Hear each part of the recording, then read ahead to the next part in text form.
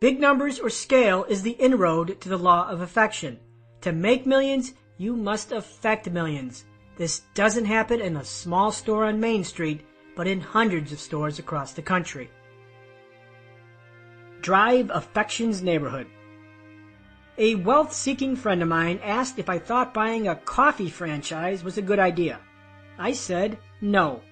My answer shocked him because he played the be your own boss drum. I didn't like the idea because the gateway into the law of affection was barricaded. The problem? His goal was financial freedom. If this was his goal, owning a coffee franchise in the local community probably wasn't going to do the trick. With a coffee shop, he has no access to the law of affection. Selling 100 lattes a day simply won't make an impact in either scale or magnitude. And since he didn't want to own 20 of these franchises, but just one, he was barricading himself from the law. Road closed. If you can't access the law of affection, you won't get rich. The conduit to all wealth is via the law of affection. For the slow laner, the law of affection has to be hit by massive intrinsic value explosion. Sing in front of millions, entertain millions, play ball in front of millions. And yet, for the fast laner, the law of affection is leveraged by scale or asset value explosion. Sell millions, help millions, serve millions, impact millions. Law of affection barricades. There are 3 barricades that prevent entrepreneurs from realizing the law of affection: scale, magnitude, and source. The strongest barricade to affection is scale. If you can't serve millions, you won't make millions. Returning to my friend's coffee shop example, his units sold variable within the Fastlane wealth equation is restricted because his cafe is confined to the local community. His sales are mathematically caged to a stiff number. Scale is absent. He will never sell coffee to someone in New Zealand. A business that lacks scale acts like a car with a speed governor that prevents acceleration. My friend's only option to break scale would be to purchase more franchises in more locations. If he owned 29 franchises across the state, he suddenly would be serving 6,000 coffees a day. Scale becomes prevalent, and attached to scale is the law of affection. Of course, the optimum Fastlane strategy is not buying franchises, but selling them. If my friend doesn't want to own multiple franchises, he can't break the barricade of scale. Without scale, units sold, or magnitude, high unit profit, he drives a business that will produce a weak asset value. His wealth equation becomes retarded, and the law of affection quarantined, remanding him to a middle-class life work existence. With a middle-class income and a weak asset valuation, he defects to a wealth equation emblematic of the slow lane. The other barricade to affection is magnitude. Because our coffee shop owner is restricted in scale, his other option is to scale by magnitude. Unfortunately, the magnitude road is also closed. Unit profit cannot be manipulated. Every sale won't generate a profit of greater than just a few bucks, and raising prices reduces units sold. A $100,000 profit on each coffee sold is impossible. While direct access to the law of affection is a foolproof road to wealth, indirect access isn't so clear, since affection always trickles up to owners and producers, not down to employees or consumers. For example, if you work as a doctor at a private care facility, you could argue that you have magnitude and therefore you should be rich. In fact, all doctors should be rich since they have magnitude, right? Well, not exactly. The fault in this presumption is that the law of affection honors only those in control. That private healthcare facility? The facility's owner receives the full benefit of affection, not the doctors he hired. The doctors on staff aren't guaranteed access to affection because they don't control the system. Can they be rich anyway? Sure, but that decision is left to intrinsic value evaluations to be made by the owner of the system. Doctors who own practices and hire other doctors get full access to affection and get rich. Affection is always biased toward the architect of the system. How to access the law. If you want to access the law of affection, drive a road that can break through scale or magnitude while controlling its source. If you can't be the source, serve the source. Thankfully, you can easily determine which roads run parallel to the law of affection. Whatever your road, regardless of roadmap, can it directly scale to impact millions or scale? Can it tremendously impact a few, or magnitude. Here are some examples. If you invent a gadget that millions can use, you have direct scale and the law is accessible. Fast wealth is possible. If you are chosen as a finalist for American Idol, you have direct scale and the law is accessible. Fast wealth is possible. If you build a website that serves single moms, you have direct scale and the law is accessible. Fast wealth is possible. If you are 2 management positions away from a CFO position at a Fortune 100 company, you have indirect scale and the law is accessible. Fast wealth is possible. If you're an attorney and take cases that involve wrongful deaths, you have indirect magnitude and the law is accessible. Fast wealth is possible. If you create a successful retail store and franchise it to 300 entrepreneurs around the country, you have both scale and magnitude and the law is accessible. Fast wealth is possible. If you invent a machine that detects skin cancer, you have magnitude and scale and the law is accessible. Fast wealth is possible. Think big, but think scale or magnitude. Analyze your Fastlane equation and examine the variables. What are your maximum units sold and maximum profit per unit? What is the size of your customer pool? For example, as an author, I have scale, and with scale, the law of affection is accessible. Who is my audience? The whole English-speaking world, tens of millions of people. I'm reminded of scale anytime this book is ordered from Australia or New Zealand. My upper limit is the world. My road has no speed limit, and that grants access to the law of affection. Chapter Summary, Fastlane Distinctions. Your total pool of customers determines your habitat. The larger the habitat, the greater the potential for wealth. A business can be a singles or a home run based business. Its strength is determined by scale, which is derived by habitat. The Fastlane wealth equation is disarmed when you violate the commandment of scale. Scale is achieved in reach, units sold, or magnitude, unit profit.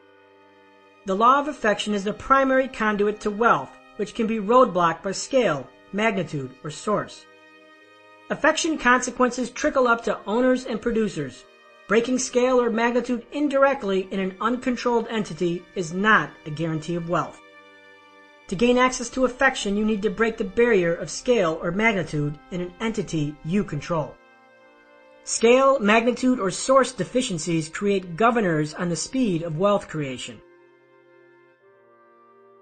Chapter 34, The Commandment of Time. I am long on ideas but short on time. I expect to live only 100 years. Thomas Edison. Break the binds that tie. The final Fastlane commandment is the commandment of time. The commandment of time requires that your business detach from your time.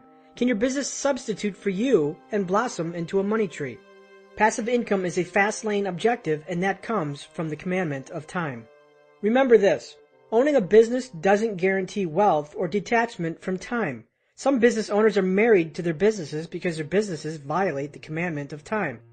The business ostensibly becomes a job and a lifelong prison sentence.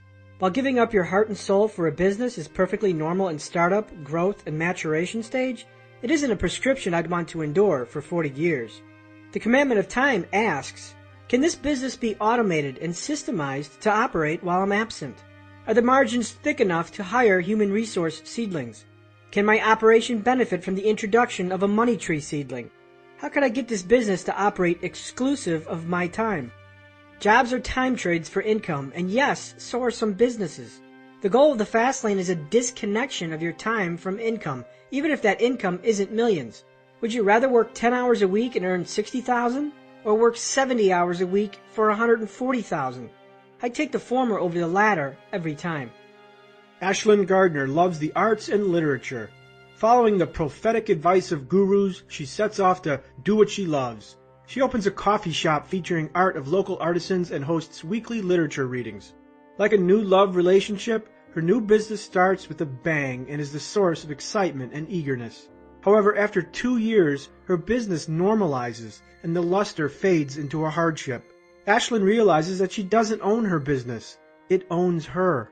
She's up at 4 a.m. to open and has to be there at 8 p.m. to close. The 24/7 of the business is a perpetual nag. Employees come and go, and the good ones demand pay she can't afford. Her social life dies and her boyfriend breaks up with her because she never has time. Her gym membership expires and with it her weekly yoga class. Seeking to reclaim her time and her life, Ashlyn considers hiring a general manager. Unfortunately, hiring a GM would put her margins in the red. She won't work the business for free, and the cost of her life isn't worth the profit she makes. 3 years into the business, she closes up shop and looks to return to the ranks of employee over employer. Ashlyn didn't fail at business. Her coffee shop was successful and earned her a modest living. Where did she fail? She failed the commandment of time, and upon entering this business, like most business owners, didn't think through it past the excitement of the newness. A money tree that never grows. A successful business isn't fun and games, especially one that violates the commandment of time. Often people get into business with the wrong idea of what it will be like. Fueled by gurus and life coaches, many are misled, believing that be your own boss or do what you love is enough motivational fire to sprout success. These would-be business owners merge onto roads that might as well trail a path through the desert. And sorry, money trees don't grow in the desert. Think about Ashlyn and her quaint coffee shop. Was she her own boss? Sure, but it wasn't enough. Ashlyn's coffee shop didn't necessarily fail, but it failed her. She was motivated by her passion for art and literature. She was motivated to be her own boss. While such dispositions are healthy, it isn't enough to change a deficient road. As a Fastlaner, your road should be traveled with the intention to make it automated. You want passivity and a living money tree. When you fail the commandment of time, the failure is caused by one of two obstacles. They are: number one, you don't have access to the seeds because the road you started with is deficient. Number two, the seeds won't grow in infertile soil. If your business is based on one of the money tree seedlings, it should be capable of growing a money tree. Content systems, computer systems, software systems, distribution systems, and human resource systems are all seedlings to money trees. If your business isn't based upon one, can one be added to make it passive? For Ashlyn's coffee shop, she recognized she needed the seed to a money tree, human resources, in the form of a general manager. She couldn't justify the cost, and the seed was inaccessible. Her road started deficient and wouldn't grow a planted seed. Had she ignored her finances and hired a general manager anyway, hence planting the seed, she would have discovered later that it was infertile and incapable of harvesting a money tree. The problem with most business roads is that they are infertile breeding grounds for money trees simply because they fail the commandment of time. The seeds aren't accessible, and those seeds that are accessible won't take to the soil. Chapter Summary, Fastlane Distinctions. A business attached to your time is a job. A business that earns income exclusive of your time satisfies the commandment of time. To satisfy the commandment of time, start with a business that uses a money tree seedling, or introduce one. Chapter 35, Rapid Wealth, the Interstates. You can't live a perfect day without doing something for someone who will never be able to repay you. John Wooden. The Crossroads. If you want to get across the country, drive the fastest roads, not the slowest. Seems logical except when it comes to financial independence. Instead of driving the fastest roads, most people drive the slowest, and in some cases a road that won't even get them there. Starting a business is a big decision. Treat it with cursory interest and your business resembles a hobby. And businesses that are run like hobbies pay like hobbies. Back in my mid-20s, I dabbled in a variety of businesses with no lasting success. It was the crossroads of my life, and my latest job flavor of the month was driving limousines. Sure, I took the job because I had bills to pay, but I had other motives. Infiltration.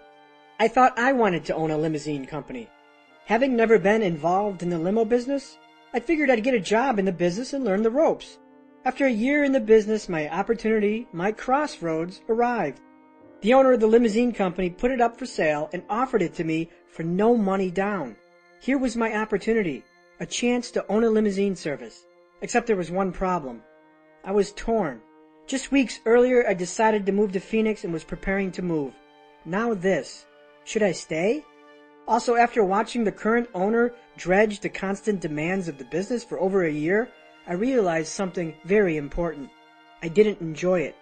The business was 24/7 with a lot of early mornings. Me? I am one cranky bastard in the morning. So I was faced with a choice that could be either treasonous or accelerative. Was this a road I wanted to take? Did I want to pass on this great no money down opportunity and forgo Phoenix? What did I do? I compiled my weighted average decision matrix, WADM, to give me clarity. Yes, I really used the stuff in this book. Obviously, Phoenix won, and I didn't buy the limousine company. But what was in that decision matrix that helped me identify the right road and the right course of action? I knew the 5 Fastlane commandments and which roads of business had Fastlane purity, and I knew the odds of implementation of both. Fastlane purity, 5 commandments. Thou shalt not invest in a needless business. Thou shalt not trade time for money. Thou shalt not operate on a limited scale. Thou shalt not relinquish control. Thou shalt not let a business startup be an event over process. When I analyzed the limousine service as a potential business, it wasn't a pure fast lane. The operation had satisfied the control and entry criterion, but it didn't have scale. It served the northwest suburbs of Chicago. The operation didn't have time detachment. I would have had to log long hours, and the margins weren't thick enough to deploy human resources. And it certainly didn't solve an unmet need. In Chicago, limo companies were a dime a dozen. To fast lane the business, it would have required a lot of time, effort, and money. Deep down, I knew I wanted to be involved in a business that was pure fast lane from the start, not one that needed to be molded. The purest fast lanes have the best wealth potential, and I knew it. When you grace the law of affection, money moves your way. What are the purest fast lane roads that possess super fast speeds? Which roads can tap into the law of affection and start fast lane? The 3 fast lane interstates. I call the most potent fast lane roads the 3 I's, or the 3 interstates, because they possess the fastest upper speed limits and meet, or can meet, all 5 fast lane commandments. The 3 interstates are: Number 1, Internet. Number 2, Innovation. Number 3, Intentional iteration. Each interstate road is an umbrella for dozens of other roads. Put all 3 together and you have hundreds of roads available for your travel. Potent fast lane number 1, the Internet. The most potent interstate is an Internet business. The Internet has made more millionaires in the last decade than any medium out there. The Internet has and is destroying old hardline industries such as travel agents, stockbrokers, newspapers, and magazines. The Internet is the shark of the fast lane. The Internet is where I found my fortune, and it's the one reason why I declined my opportunity to own a limousine company. The Internet is the best fast lane available because it immediately obeys the 5 commandments to the fast lane, assuming a need-based premise. It naturally scales to a worldwide audience. It systemizes to automation via computer systems. It's a medium you can control, which unfortunately most don't, and its barriers are still strong enough to prevent everyone from entry. Internet business models, or roads, fall into 7 broad categories. Number 1, subscription-based. Offer users access to data, information, software, and charge a monthly fee. Data can be leads, sales information, a proprietary database, or good old-fashioned pornography. When 10,000 people pay you $9.95 per month for your information, you're balling the fast lane. When I owned my company, I paid for many web services, all subscription-based, from data analytics, who is visiting my site, to affiliate management, who wants to offer my service. One particular company ran a website monitoring service that kept track of website uptime. On its homepage, it advertised how many clients it monitored. At the time, it said 20,000 clients served, and I was paying about $50 a month for the service. Assuming my fee was average, 20,000 times $50 equals $1 million in gross revenue per month. This is a perfect example of an internet business system in which the business is the system itself. No products, no shipping, no headaches. I'd speculate that this website enjoys margins upwards of 75% and nets in the $750,000 range per month. How quickly would you become a millionaire earning $750,000 a month? Or would you rather save $200 a month from your $45,000 a year salary? The disparaging field of play is laughable. Examples of subscription sites are RealtyTrack.com and LoopNet.com. Number 2, content-based. Content-based models are online news magazines and blogs that disseminate information to a particular niche or industry. These services provide content for free consumption and sell advertising to parties who want to reach those eyeballs. My Fastlane forum can be considered a content-based revenue model. I consider content-based revenue models the most difficult for success because entry barriers have significantly declined and its success is predicated on high traffic. Also, content systems heavily engage in affiliate programs, which is a hitchhiking structure. Number 3, lead generation. Lead generation services often provide a service to consumers while simultaneously aggregating a fragmented industry. This is what I did for the limousine business. I pooled a highly fragmented industry into one centralized source, brought consumers into the mix, and sold that consumer information to limousine companies. Lead generation is popular with fragmented industries where the industry players consist of mostly small to medium-sized businesses. Lead generation in the airline business probably wouldn't work, while lead generation for plastic surgeons would. Lead generation solves 2 needs. Number 1, the consumer's desire to save time and money, and number 2, the business owner's need to find new customers inexpensively. Number 4, social networks. Social networks are spin-offs of content systems. Instead of pooling content for eyeballs, people are pulled into groups or tribes. Facebook started off as a pool for college-age students and evolved into a generic social network for all ages. MySpace targets the high school crowd. LinkedIn hits the upwardly mobile professional. Social networks are mere aggregators of like-minded communities, from mystery novel writers to gearheads who like to rebuild engines on the weekend. Number 5, brokerage systems. Brokers bring buyers and sellers together and facilitate transactions. They are market makers for a particular industry and earn money typically on each transaction. Examples of known brokers are PayPal, Elance, Cars Direct, and Travelocity. Number 6, advertising. Similar to brokerages, advertisers merge buyers and sellers together and accept advertising fees in lieu of transaction fees. For example, I owned a website that listed limousines for sale. The site accepted advertising fees for each limousine placed for sale. I merely introduced buyers and sellers. Some services leverage both brokerage and advertising together, such as eBay. Search engines like Google and Yahoo operate both advertising and brokerage models. Number 7, e-commerce. E-commerce is the act of selling goods, services, and information over the internet. Amazon.com, CSNstores.com are all examples of large-scale e-commerce providers. However, many local stores have expanded and created scale with the e-commerce model. For example, in my backyard, I have 24 solar lights that I bought online from a small retailer in Minnesota that operates an e-commerce store. Just years ago, that store was local with no scale. Now with an e-commerce presence, they are worldwide and are selling products to retired guys in Phoenix. E-commerce can also be information. E-books are the most popular form of information distribution on the internet. When I sell my book in e-book form on the internet, I'm engaged in e-commerce.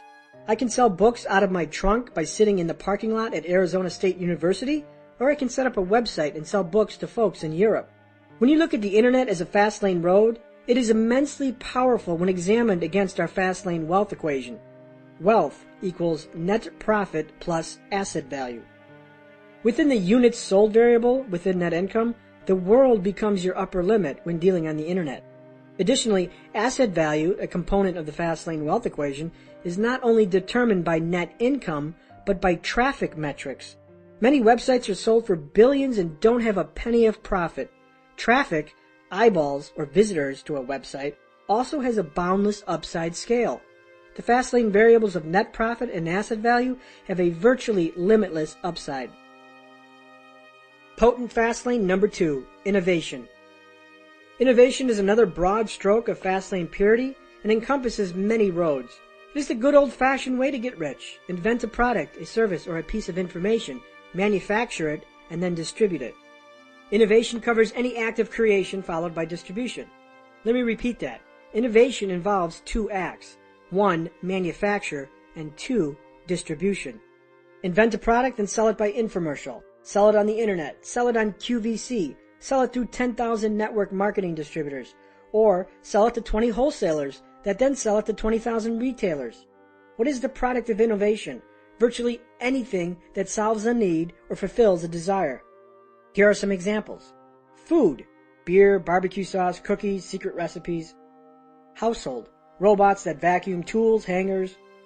Health and vitality, vitamins, herbs, energy drinks, bars, male enhancement formulas. Information, books, magazines, subscription newsletters. Personal, clothing, purses, shoes, gloves, gowns. Automotive, accessories, add-ons, stick-ons. Inventing is still recognized as the default get-rich-quick method out there. And yes, it is alive and well. However, don't be fooled. Inventing really isn't about inventing the vehicle, the telephone, or the goofy Segway. The core activity of inventors is just taking something and improving it or modifying it. Take something old and stale and make it better. Take an underexposed product, make it your own, and reintroduce it to the world. Take something unconventional and make it conventional. On TV, I watched a successful entrepreneur interview in which the inventor simply repackaged vodka from boring old clear bottles to colorful bottles with razzle-dazzle. In fact, for my birthday, I received a skull-shaped bottle of vodka. Vodka has been around for centuries, yet an entrepreneur took a stale product and added an element of uniqueness and differentiation. My favorite example is the Snuggie, an oversized mass-marketed blanket with arms. That concept has been around for years, but they took the concept, repackaged it, remarketed it, and wham! 40 million sold later, they had a blockbuster. Innovation is a dual-challenged process, manufacture and distribution. Inventing a product that solves a need is only half the battle.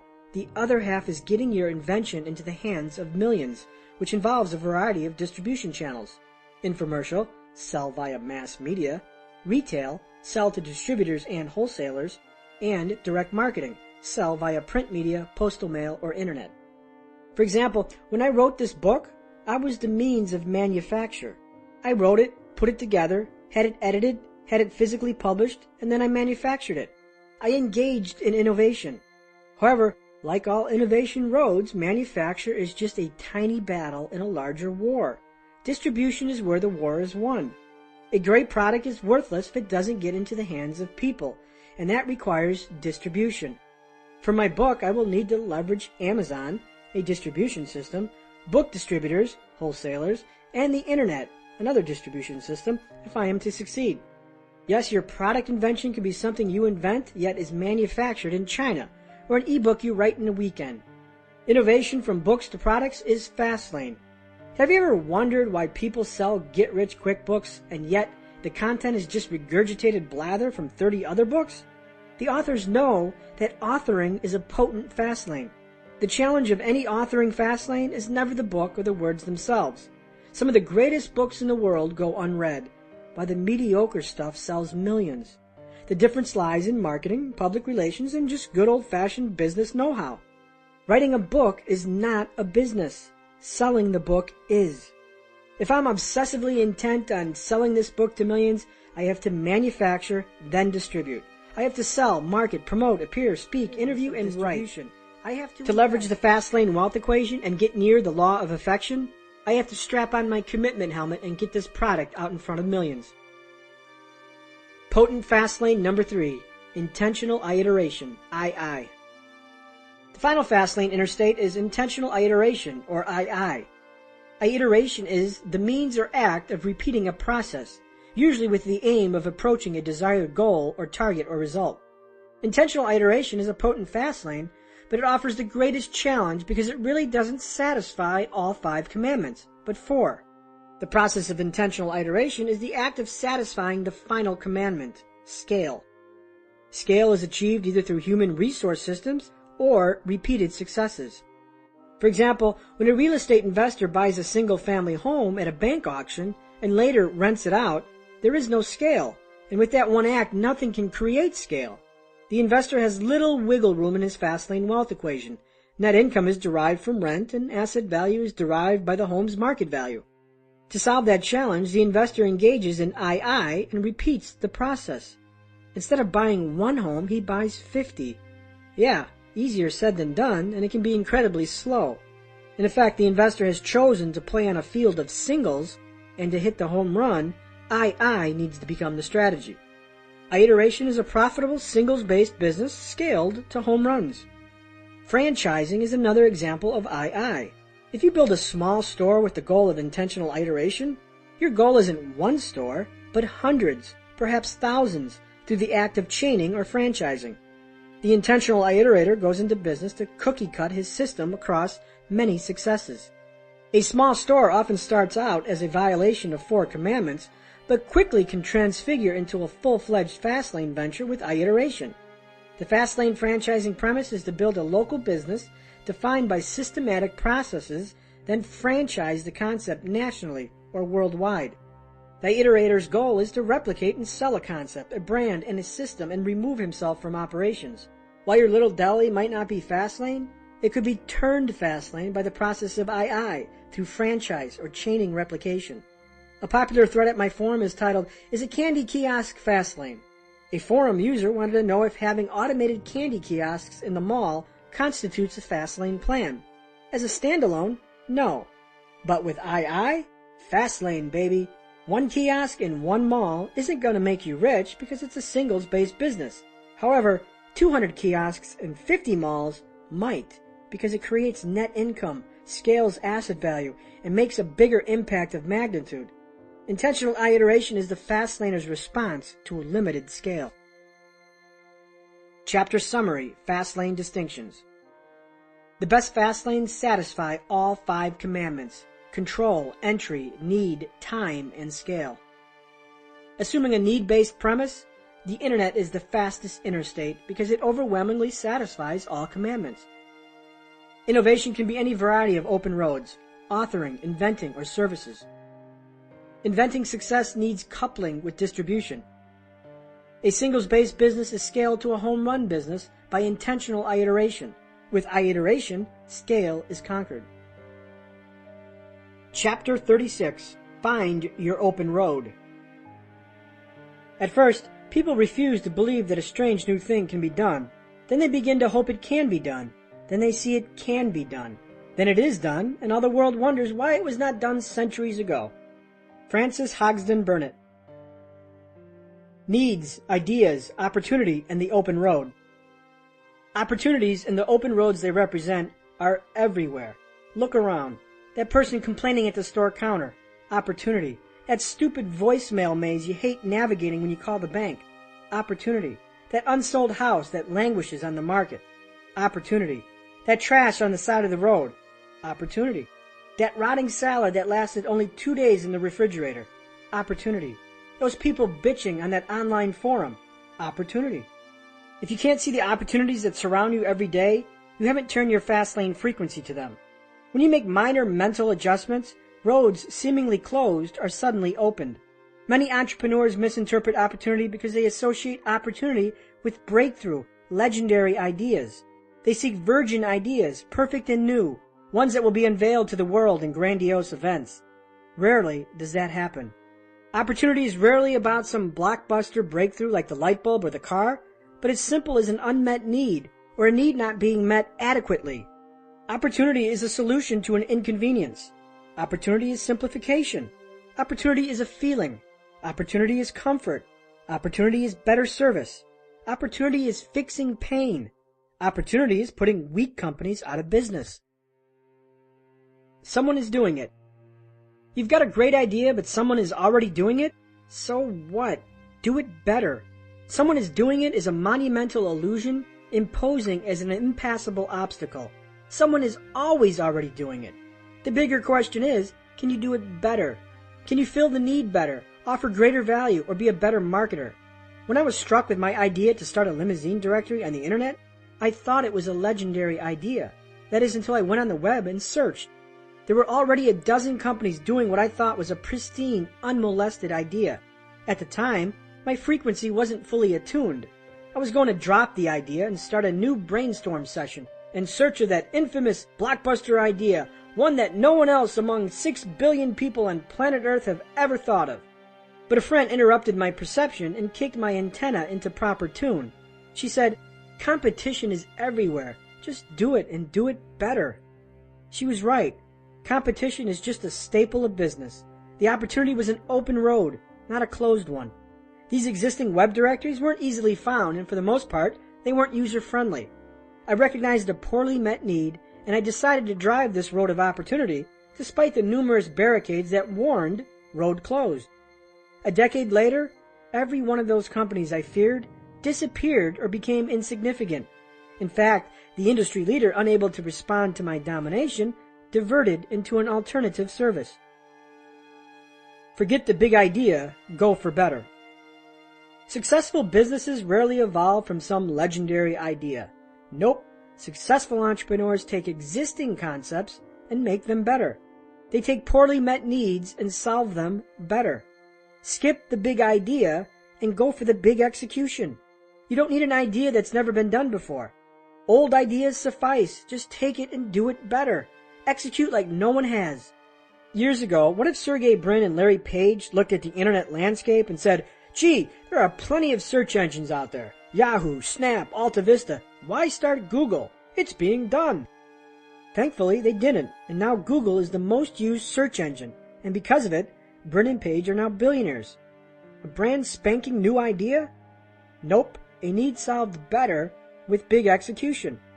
Department stores have been around for decades, but that didn't stop Sam Walton from creating Walmart. It was an open road when the road seemed closed. Hamburgers were around for decades, but that didn't stop Ray Kroc from starting McDonald's. It was an open road when the road seemed closed. Coffee had been around for 1,000 years when Howard Schultz created Starbucks. A new idea? Nope. Starbucks made coffee fashionable and invented a brand, an ambiance, and an emotion and attached it to coffee. It was an open road when the road seemed closed. DVD rental stores were around for a long time, but that didn't stop Netflix or Redbox from starting a company and adding convenience to the need equation. It was an open road when the road seemed closed. Beer had been brewed for thousands of years, but that didn't stop Jim Koch from starting Sam Adams or Sam Calagione from starting Dogfish Headcraft Brewery, now the fastest growing brewery in America. Dogfish was started back in 1995 with a 10-gallon home brew kit and little money. There was an open road when the road seemed closed. Garbage had been around since men had walked the planet, yet that didn't stop Brian Scudamore from starting and then franchising 1-800-GOT-JUNK, nor did it stop Wayne Huizenga from founding Waste Management with just one truck and a handful of customers. He later built Waste Management into a Fortune 500 company. Is garbage a new need, or a need that needed better fulfillment? It was an open road when the road seemed closed. A blanket with arms? It's been around for years, but that didn't stop Snuggie from selling 40 million blankets via infomercial marketing. An old idea better marketed and better executed? It was an open road when the road seemed closed. MySpace was thriving well before Facebook, but that didn't stop Mark Zuckerberg. He saw a niche need and solved it. It was an open road when the road seemed closed. Poorly met needs are open roads when they often appear closed. Successful businesses take existing ideas, services, and products and simply make them better or spin them in new directions.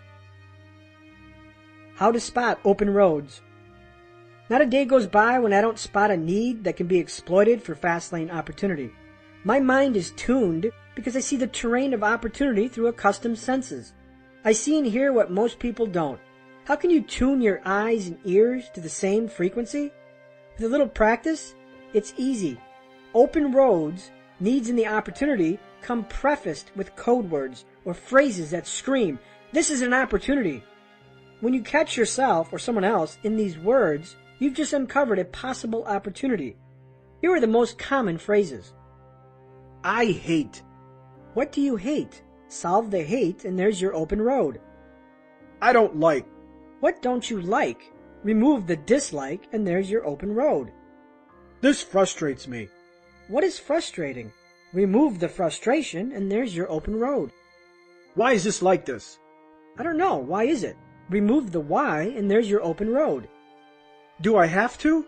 I don't know. Do you? Remove the have to and there's your open road. I wish there was. What do you wish?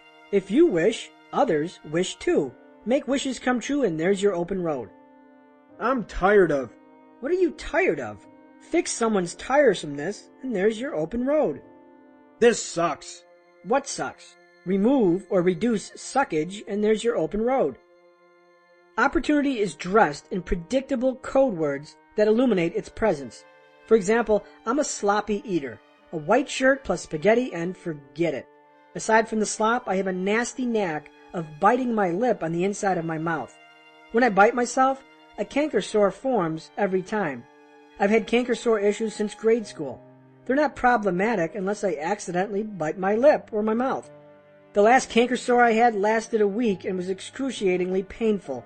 I'm tired of these canker sores, I bellyache. Notice the language. I'm tired. Ring, ring, ring. Opportunity. My discomfort led me to the internet for canker sore research. I found some conflicting conjecture and information on how to prevent them. Some people recommended vitamin X while others recommended herb Y. Now vitamin X and herb Y is not the real name because I'm protecting my formula. So I bought vitamin X and herb Y and waited until my next chewing mistake. Then it happened. While eating some oatmeal, I bit my lip. A few days later, I felt a canker sore brewing at the bite location. I loaded up on vitamin X and herb Y. Remarkably, the canker sore never formed, and it appeared that vitamin X and herb Y worked as a canker sore preventative. Now, anytime I feel a canker sore brewing from an earlier bite wound, I repeat this process, and each time, the sore does not form. I haven't had a canker sore in nearly 3 years. I went from one every other month to none. My opportunity is clear. I could market my special canker formula to the masses. I have control, decent entry barriers, scale, and time. How many people suffer from canker sores? How many canker prevention formulas are out there? A few, but are they being marketed well? Can I execute better? The opportunities of open roads come in easily painted language. Discomfort, distress, inconvenience, complaints, problems, and performance gaps. You must attack these challenges and introduce solutions. Offer solutions to the masses, and I guarantee money will follow. Moral: solve other people's problems, and you will solve your own money problems. Failure cracks roads open. Unfortunately, the least traveled fast-lane roads are paved in failure, not smooth asphalt. This means stalls are guaranteed. Everyone fails on the road to success. What separates the winners from the losers is what happens when failure arises. How are you going to react? Will your road trip end with the verdict being, this fast lane shit don't work? Or will you switch roads or keep going? Failures that drive you into new directions are often the most productive forces for invention. The heart pacemaker, microwave ovens, penicillin, and vulcanized rubber are all inventions that are profound results of failures and accidents. Failure cracked the road open, and in that failure the inventors had the fortitude to recognize it. Yes, quitting your road and changing directions is sometimes the best choice, but be mindful of the distinction between quitting and quitting your road. Quitting is leaving your dreams for dead and putting them into the bin of impossibility. Quitting your road is changing course and turning down a new road. If you end your career as a teacher to start a private tutor company, you've switched roads. If you sell your tanning salon and start an internet business, you have turned off one road onto another. If you quit that network marketing company and decide to start your own, you have switched roads. I made many road changes, but I didn't give up on the dream. If your road doesn't converge with your dreams, it might be time to quit your road. Chapter Summary: Fastlane Distinctions. Opportunities are rarely about inventing breakthroughs, but about performance gaps, small inconveniences, and pain points. Competition should not impede your road. Competition is everywhere, and your objective should be to do it better. Fastlane success resides in execution, not in the idea. The world's most successful entrepreneurs didn't have a blockbuster idea, they just took existing concepts and made them better, or exposed them to more people. Opportunity is exposed in your language and your thought processes, as well as other people's language. Failure cracks open new roads. Quitting only happens when you give up on your dream. Chapter 37. Give your road a destination. The tragedy of life doesn't lie in not reaching your goal. The tragedy lies in having no goal to reach. Benjamin Mays. What is your end? The fast lane doesn't care about your ends, it just wants to be the means. Expensive Italian cars and luxury estates might not be important for you. I get it. Maybe you're altruistic and want to live life modestly, spread the gospel, or contribute to charity and philanthropy. The end of the Fastlane road trip is to crown your happiness with freedom. Freedom from financial encumbrances, freedom to travel, freedom from bosses, alarm clocks, 2-hour commutes, freedom from bad ratios, 9 to 5, 5 for 2, 2 weeks every 52 weeks, and 8% over 40 years. And of course, freedom to enjoy the world as your playground. The price of freedom, money. Freedom has a price, and that price is money. Big dreams, from materialistic Ferraris to altruistic non-profit foundations, cost money. You can't travel the world by swimming in the oceans. You have to pay your way, and if you think money is evil, you've already lost. On the Fastlane forum, a user posted this exchange that demonstrates how people want the fruit of the freedom tree, but lack the resolve to plant it. I sat around a campfire talking to some people. The subject of money came up. One of the guys told me how life is not all about money, and that money isn't even real, just a socially accepted mirage, and that he wants to be poor and not some corporate asshole. This guy tells me that he's left his life behind in order to find himself, so he's interning for free at this place in exchange for room and board. Things have been hard since he had to leave his 4-year-old son behind, but he needed to find himself. After all, life isn't all about money, and all he wants is a little house and a horse, like what the neighbors have down the hill. Everyone around the campfire is nodding and commending this guy for being so enlightened. First, I agree. Life is not all about money, it's about time. So why are you throwing away 40 hours a week in pursuit of housing, which isn't even money? Second, money doesn't change people, it just makes them more of what they already are. Third, that little house and horse down the hill are worth about $1.5 million. And most importantly, you abandon your son to find yourself? And you aren't making a dime in the process?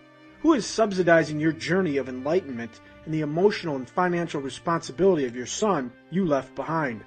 I've run into a series of people lately who hate money and everything having to do with money, but they still want the end result, free time and the ability to live their dream. I wouldn't even get into how this conversation went when he introduced his politics. Suffice to say that we, not him, should pay for this guy to have a little house and a horse and someone else to raise his son. No matter how big or small, dreams have a price, and that price is money, responsibility, accountability, and commitment. Yes, it will cost you money, but exactly how much? Set your destination, 4 steps to starting. Your destination is the lifestyle you desire while having the freedom to enjoy it. There are 2 strategies to hit your destination.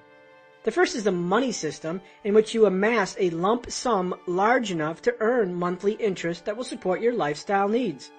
The second is a business system that spawns passive cash flow that supports your lifestyle and simultaneously funds your money system. To make this happen, you need targets.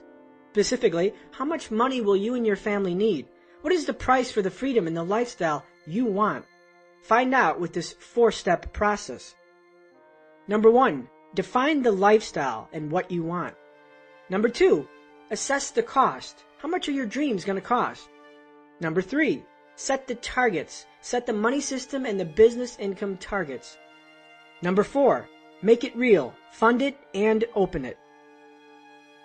Step 1, define the lifestyle. Define the lifestyle you want and its associated costs. Do you want the big house or the nonprofit foundation? What exactly do you want? Write everything down. For the purpose of this exercise, I will play along. The lifestyle list. 3 cars, a Mercedes, a hybrid, and a minivan.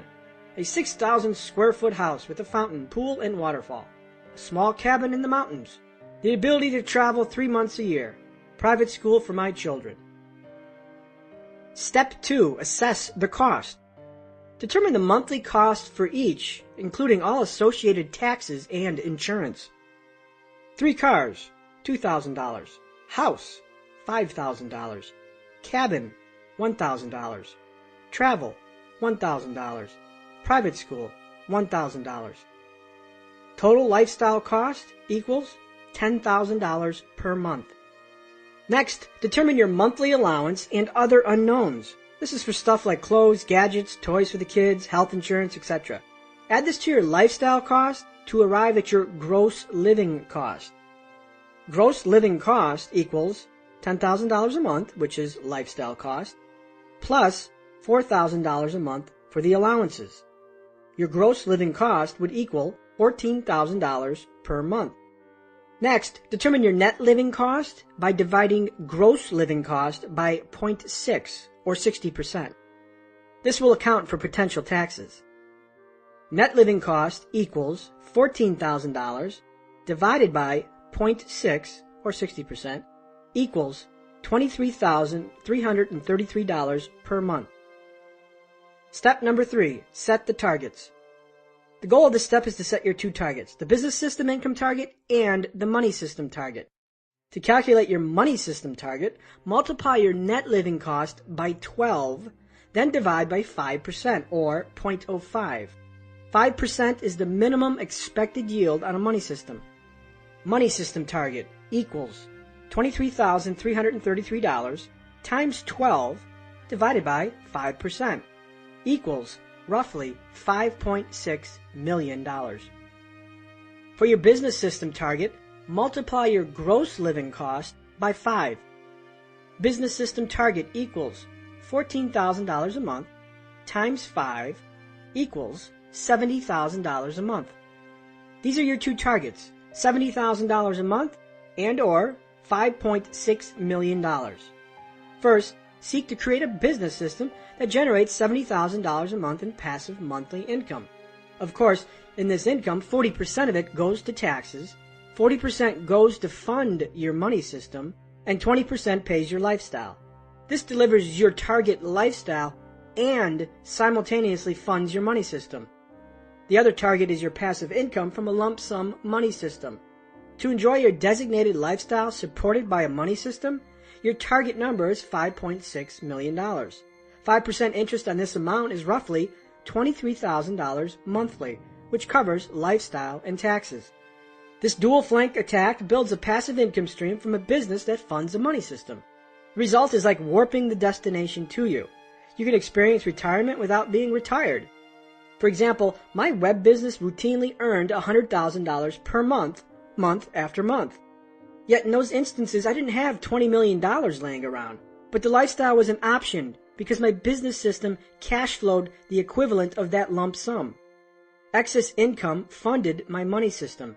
Then later, I liquidated the asset to arrive at my money system number. If your business system generates passive income, you can use it to fund your lifestyle and your money system simultaneously. Step 4, make it real.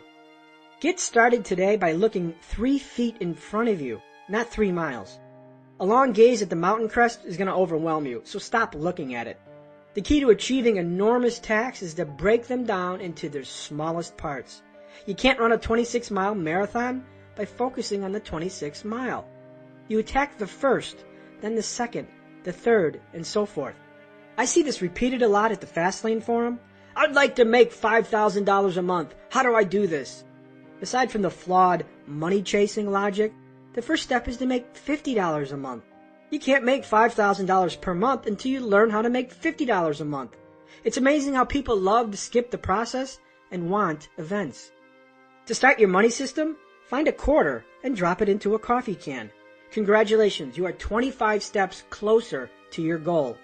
No, I'm not kidding. Your goal isn't $5.6 million, but 560 million pennies. Drop your loose change into your can at the end of each day. Find 60 cents there, 25 cents there, 115 cents there. It all adds up, and albeit small, you move closer to your goal daily. Now, is this ridiculous? Not exactly. I mean, this is exactly how I got started. And yes, I still practice this today because this exercise has 3 conditioning purposes. First, when you drop change into your bucket daily, you train yourself to visualize your goal moving closer. You get a daily reminder. Certainly you won't accumulate 560 million pennies in this fashion, but the objective is repetitive progress toward a seemingly distant goal. Second, it forces you to evaluate. Have you applied pressure to that goal? Or is your change bucket the only weapon in your arsenal? Are you pursuing a Fastlane business or still confined to a job? The third purpose is to change your relationship with money. If you're serious about a money system, you're going to need a big shift in your beliefs about money. What is money to you? A medium to get the latest World of Warcraft release? Or the soldiers for your army of freedom fighters? The final step is to fund your money system at a brokerage firm. Designate an account that represents your money system. Typically, most brokerage accounts require a minimum $1,000 deposit. If you already have an account, pick an income fund that yields at least 5% yearly and move the money there. Or alternatively, you can open a trading account and leverage cheaper and frequently traded ETFs or exchange-traded funds instead of a traditional mutual fund. Here are the brokerage houses I recommend to fund your actual account. Number 1, Fidelity, Fidelity.com. Number 2, Vanguard, Vanguard.com. Number 3, T. Rowe Price, TRowePrice.com. Number 4, TD Ameritrade, TDAmeritrade.com. If you don't have $1,000 to fund the account, you can do it once while you hit the $1,000 milestone. Your change bucket should yield about $500 per year. With an actual account, you can witness the real-time passivity of your money system. If you have $50,000 in your passive money system, which isn't leveraged in a fast-lane pursuit, you can literally see your passive income stream every month in the form of interest or dividends. For example, if you had $50,000 and invested it in a world bond fund that yielded 6.5%, you'd generate $270 per month in passive income each and every month. Now I reiterate, fast-lane wealth is created by net income and asset value, not by the stock market or compound interest. Your fast-lane business should fund this account, not savings from your paycheck. The rules of the road, financial literacy. After my sister turned 21, she bought her first car, a Nissan Pulsar. It was her first mistake in the world of finance and my first exposure to the world of financial illiteracy. My sister had trouble making the car payments, and when I asked to read her loan documents, I was floored. I investigated. I asked, "How did you buy this car? How did you negotiate?" She replied, "I told the dealer I wanted a payment for $399 per month." Her tragic mistake wasn't negotiating weakness, but financial illiteracy. The dealer gave her exactly what she requested, and by doing so, she got ripped off. She bought a car for thousands above sticker and borrowed at near illegal rates. The dealer gave my sister exactly what she wanted, a car payment at $399 per month, and all they did was fill in the blanks. Her loan was for 60 months, when it should have been at 48, and an interest rate of 18.8% when it should have been 9%. Ultimately, she'd paid twice the cost of the car because of one error, the error of being financially illiterate. Managing a money system demands financial literacy. You can't build a financial empire if you're ignorant of basic finance and economics. These disciplines are the building blocks to a financial empire, and without them, the sidewalk becomes a danger. Remember, more money doesn't solve money problems. If not educating yourself after graduation is one step on the sidewalk, the other is not educating yourself on basic finance and economics. The world is full of financial illiterates. They've failed driver's education and don't know the rules of the road. As kids, we aren't taught money management or basic financial discipline. We're abandoned in a financial jungle swarming with predators. Many perfectly intelligent people lack rudimentary knowledge of basic financial concepts. Financial concepts such as interest rates, taxable and non-taxable yields, amortization of mortgages, the balancing of a checkbook, basic percentage calculations, calculating return on investment, why stocks rise and fall, why a guaranteed 15% return on a bank CD is screaming scam, how stock options work, such as calls and puts, why insurance exists, how a mutual fund works, what bonds are and how they rise and fall, global currency. To successfully leverage a money system for passivity, you have to familiarize yourself with the financial instruments that fuel the money system. Do you know how to calculate simple interest, a return on investment? Do you know what happens to the price of a bond when interest rates go up? Can you figure out the difference between a tax-free yield and a taxable yield? These concepts harden your road to wealth. Financial illiterates can't manage money systems. To succeed on your road trip, you have to know the rules of the road and pass driver's education, basic finance, and economics. Live below your means. Slow lane? The first rule of financial literacy: live below your means. Yes, a pragmatic doctrine echoed from slow-lane dogmaticians that is an affable replacement for its mathematical equivalent of keep expenses under your income. Earn $10 and don't spend 20. But is it Fastlane relevant? Absolutely, with one distinction. Live below your means with the intent to expand your means. Live below your means is relevant at any income level. The key variable is the word means. If Bill earns $50,000 and Jack earns $1 million, who has the greater means? Who will live the extravagant lifestyle? Both might be living within their means, but Jack has a drastically different lifestyle. Remember, slow laners seek to minimize expenses, while fast laners seek to maximize income and asset values. You can live richly and still live below your means. But for fast laners, it's a bigger challenge because we get paid first, not last. Tax bills come long after the income is earned, and live below your means requires above-average discipline. A financial advisor doesn't fix illiteracy. I am my own financial advisor because I don't like losing control. Hiring a financial advisor might make sense to you aside from one caveat. Hiring a financial advisor doesn't fix illiteracy. Yes, just because you had salad for lunch doesn't mean you can eat donuts for dinner. If you hire a financial advisor, you need competency to assess his advisement. Is your advisor advising a bond in a rising interest rate environment? Is your advisor advising treasuries when they are overbought? Is your advisor advising an investment that seems too good to be true? You see, literacy gives you the power to evaluate your advisor's advice. In October 2009, actor Nicolas Cage, who reportedly earned more than $40 million in 2008, sued his former business manager for $20 million, accusing him of poor advisement and leading him down a path toward financial ruin. Cage contended that his manager exposed him to a basket of risky investments, resulting in catastrophic losses. In a countersuit filed later, Cage's former business manager blamed lavish spending on Cage's financial difficulties, not his advice. Whatever the truth, if you can't audit your advisor, you don't have control. If you can't critique good advice from bad, you don't have control. For those who hire financial planners, literacy is simply insurance. Financial advisors do not solve financial illiteracy, just as more money doesn't solve poor money management. Financial illiteracy exposes you to risk, and in the worst-case scenario, fraud. Bernard Madoff's investment fund defrauded thousands, and billions were lost. But what's more shocking is that the whole whistle was blown years before. You see, when you are financially illiterate, you are deaf. And when you are deaf, you can't hear the whistle. Chapter Summary, Fastlane Distinctions. The fast lane is the means to your end because dreams cost money. Conquer big goals by breaking them down to their smallest component. Daily saving reinforces your relationship with money. It is your passive system that buys freedom and another soldier added to your army. A money system isn't used to grow wealth, but to grow income. Growing wealth should be left to your fast lane road. You will struggle to build a financial empire if you are financially illiterate. Live below your means is relevant at any income level. For the fast laner, live below your means means to expand your means.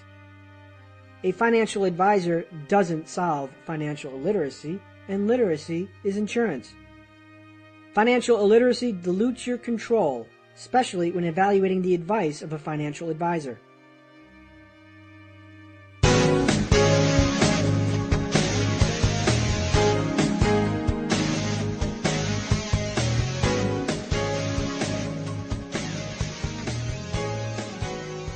Part 8. Your speed. Accelerate wealth. Chapter 38. The Speed of Success. Ideas are nothing but neurological flatulence. MJ Demarco. Wow, 220 miles per hour.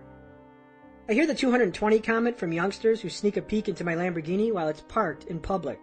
The listed top speed on its speedometer is 220 miles per hour.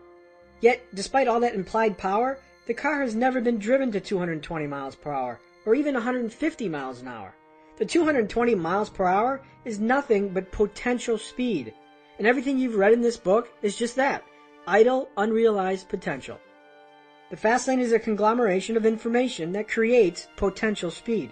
You understand the Fastlane roadmap and its wealth equation. You've dumped the sidewalk and the slow lane. Your vehicle's primed and filled with fuel. You're committed, not merely interested. You're ready to engage in process, and you know exactly what you want and where you want to go. You've picked a road, and now it's time to hit the accelerator. Doing nothing is expected. Ever wonder if those late-night get-rich infomercial products really work? Can you really make millions trading foreign currency or buying real estate with no money down? The truth is, you can. But the purveyors of these infomercials don't tell you the real revenue model. They make money on planned obsolescence. Planned obsolescence is the marketer's expectation that whatever they're selling you, you won't use it. And if you don't use it, you're unlikely to ask for your money back. You see, doing nothing is expected. Human nature plays a powerful role in the business model of producers. Get-rich systems sold on TV take advantage of human nature because it's human nature to seek events and avoid process. The path of least resistance is not to do anything or to try half-heartedly. The fact is, most people, whether they agree with Fastlane strategy or not, will do nothing with the information. They'll stare at the roadmap but never take the road and hit the accelerator. It's one thing to possess the treasure map. It's another to get out of the house and follow it. Doing nothing is normal. When it's normalcy, you seek to avoid. The strategy for speed, chess, not checkers. Speed is not thinking about a Fastlane business, but creating it. Speed is uncovering a need and formulating a solution and a prototype. Speed is filing paperwork for your business entity. Speed is building and growing a business. Speed is making your contacts and forcing your process out into the world. Speed is approaching your business like a strategic game of chess while your opponents play checkers. Speed is turning off the PlayStation. Chess is a complex game with complex maneuvers, and your business must be run similarly. Unfortunately, most business owners approach business one-dimensionally, like a game of checkers, and doing so puts the owner into a winless game.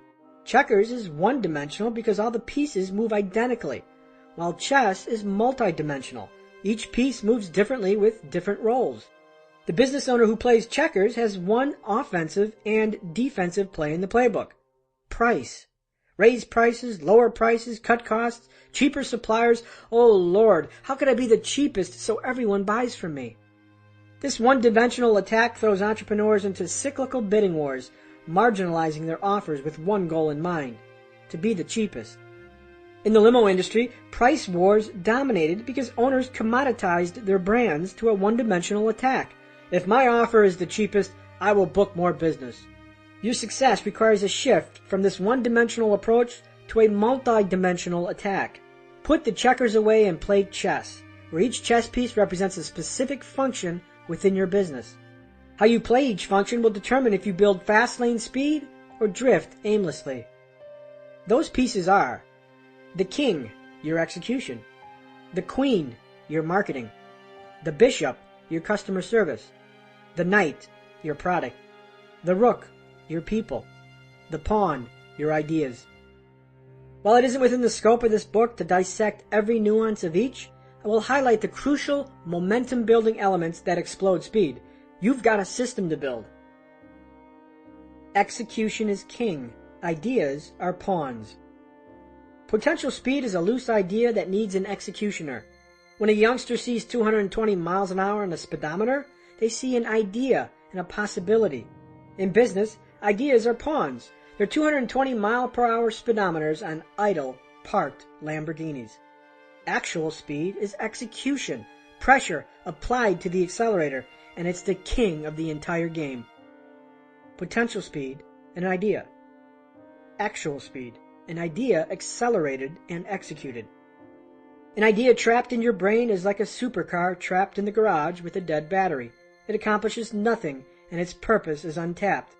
Execution is taking that Lamborghini out of the garage and slamming the accelerator to the floor, with the wind giving you a temporary facelift. Execution is getting that idea out of your mind and onto the roads of possibility. Entrepreneurs struggle to differentiate between idea and execution. They think ideas are worth millions, when success is never about the idea, but about the execution. I had that idea. Oh yeah? Who cares? So did 1,000 other people. What separates you from them? They executed. You didn't, and you did nothing. Instead, you spent hours playing fantasy football. You spent the mornings sleeping. You spent 5 days at that job. You chose everything but that great idea. You see, ideas are nothing but a chemical reaction in your brain. It's an event that requires little effort. An idea actually is the event, while the execution is the process. Pierre Omidyar didn't start eBay in a flash of brilliance. No, he took that flash, the event, and transformed it into massive execution, the process. Execution is the great divider separating winners and losers from their ideas. If you want to retire 30 years early, you need a dominant, relentless king. Aloof and blasé kings lose games and don't win races. Ideas are worthless. Execution is priceless. Spend 10 minutes at my forum and you will discover that most entrepreneurs love ideas, but rarely discuss execution. In other words, they dabble with the pawns of the game. I have this great idea. Is anybody doing this? I can't disclose this idea because it will get stolen. Will you sign my non-disclosure agreement before I tell you my idea? No, I won't sign your NDA, nor do I care about your idea. In the world of wealth, ideas are worthless, yet treated like gold. I love how idea conjurers protect their ideas with great stewardship, careful to ensure they don't get into the hands of would-be thieves, not knowing that their ideas are already shared by hundreds of others. The owner of an idea is not he who imagines it, but he who executes it. According to entrepreneur Derek Sievers, ideas are just multipliers, while execution represents real money. Within our Fastlane chess game, ideas, pawns, are the potential speed, while execution, the king, is the pressure applied to the accelerator. This relationship demonstrates how the coupling of a great idea, potential speed and strong pawns, is worthless when attached to weak execution, no accelerator pressure, and a weak king. The pawn, or the idea, potential top speed, or the multiplier. Awful idea, 1 mph. Weak idea, 5 mph. So-so idea, 35 mph. Good idea, 65 mph. Great idea, 100 mph. Brilliant idea, 200 mph. The king, execution or accelerator pressure, actual money. No execution equals $1. Weak execution equals $1,000. So-so execution equals $10,000. Good execution equals $100,000. Great execution equals $1 million. Brilliant execution equals $10 million. If you notice, a brilliant idea and no execution are all worth about $200. Awesome potential speed, an idea, is married to weak accelerator pressure, execution. Yet, a so-so idea with brilliant execution can be worth $350 million. You see, it isn't about your ideas and their potential speed, but about your execution. When I started my web business, several other companies already had established websites. Instead of reasoning somebody is already doing it, I executed better and became the leader in my industry. Was the idea spectacular? No, it was an okay idea, but I executed better than the competition. After my revenue model became successful and copied unmercifully, did my business decline and fail? No, because the idea wasn't the linchpin to success. It was the execution. Competitors who copied my idea didn't possess a powerful king to the wealth game, and that is execution. Chess is not won by stealing pawns. How did Facebook become the most popular social network when they weren't the owner of the original idea? Execution. Execution is taking that neurological flatulence that is an idea and making it smell like a rose. Seriously, think about what I've been saying throughout this whole book. Why is execution so difficult, while ideas are so routine? Once again, we return to our wealth dichotomy, event versus process. Execution takes process, effort, sacrifice, discipline, and persistence. Ideas are just events. If you need to travel 6 million miles and you move at 15 miles an hour, you will get there in 45 years. This represents the slow lane. Yet if you move at 95 miles an hour, you get there in 7 years. This is the fast lane. The business of speed is execution. The speed of the fast lane is growing in business exponentially and taking advantage of exploding net income and asset value. Chapter summary, Fast Lane distinctions. Speed is the transformation of ideas to execution. Most people let powerful information expire and become worthless. Successful fast lane businesses are run multidimensionally like a game of chess. One-dimensional businesses focus only on price. Execution divides winners and losers from their ideas. In business, execution is process. Ideas are events. Ideas are potential speed. Execution is actual speed. Others share your blockbuster idea. He who thinks the idea owns nothing. He who executes the idea owns everything. Real money and momentum is created when an idea, potential speed, is matched with execution, accelerator pressure. An idea is neurological flatulence. Execution makes it smell like a rose. Chapter 39. Burn the business plan, ignite execution. Having the world's best idea will do you no good unless you act on it. People who want milk shouldn't sit on a stool in the middle of a field in hopes that a cow will back up to them. Curtis Grant. The world reacts how it reacts. The world reacts how it reacts. If you think 1 + 1 = 2 and the world tells you it's 3, you have to let it be despite what your preconception tells you. When it comes to your ideas, your plans, and your business, you never know what works until you put it out to the world. In business, I call this putting it out into the box. Anytime I launched a new service or feature at my website, it was an experiment to see how the world reacted. And with each experiment, I'd be surprised. This new site design is going to be a blockbuster. And then wham! Hundreds of emails pour in from disgruntled visitors who want to string you up on an oak tree and castrate you. The ultimate judge and jury of ideas is the world and the marketplaces that serve them. If the world likes your offer, they vote by giving you their time, their thoughts, or their money.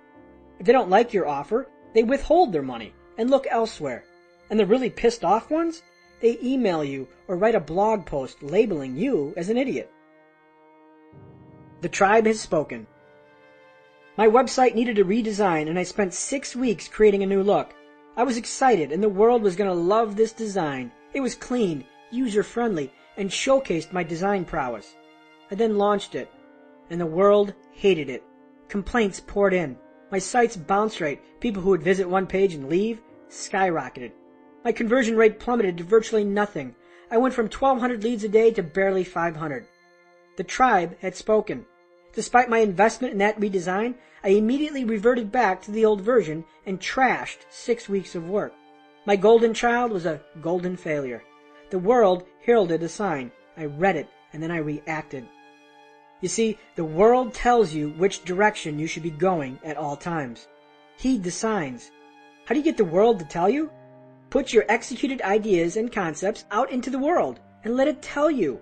Paint the world with your brush of genius so they can tell you exactly how right or how wrong you are. Put your executed ideas out into the box. Dead college professors roll over. The world doesn't care about ideas, it only reacts to them. This simple fact pokes a hole in one of the sturdiest institutions of business practice, business plans. Academia will be outraged at the atrocity. Be prepared for the ultimate business sacrilege. Business plans are useless. Yes, I said it. Business plans are useless because they're ideas jacked up on steroids. Unless you count a barbecue-stained Hooters napkin, I never had a business plan. In fact, the best business plans are ad hoc scribbles on napkins, old McDonald's bags or Baby Ruth wrappers, and voice memos on your iPhone. The problem with business plans is that they are another manifestation of potential speed. Like supercharged garage queens, they aren't any more powerful than the lawnmowers that sit next to them. Business plans are useless until they are married to execution. And guess what happens then? The moment you execute, the world will tell you just what I told you. Your business plan is useless. The market or the world will steer your business in unimaginable places that will violate everything about your business plan. If you interview any entrepreneur who has been in business longer than 5 years, they'll tell you that they started off with intention A and ended up at intention B. They start selling product X and ultimately end up selling product Y. The world tells you where you should be going, and no, the world doesn't give 2 pence about your 150-page PowerPoint business plan. Facebook started as a college crowd social network.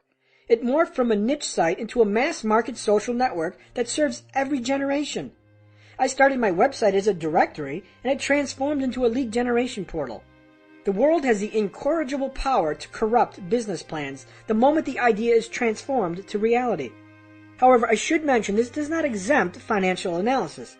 A blind jump into business without knowing the specific financial constraints that govern the business would be foolhardy.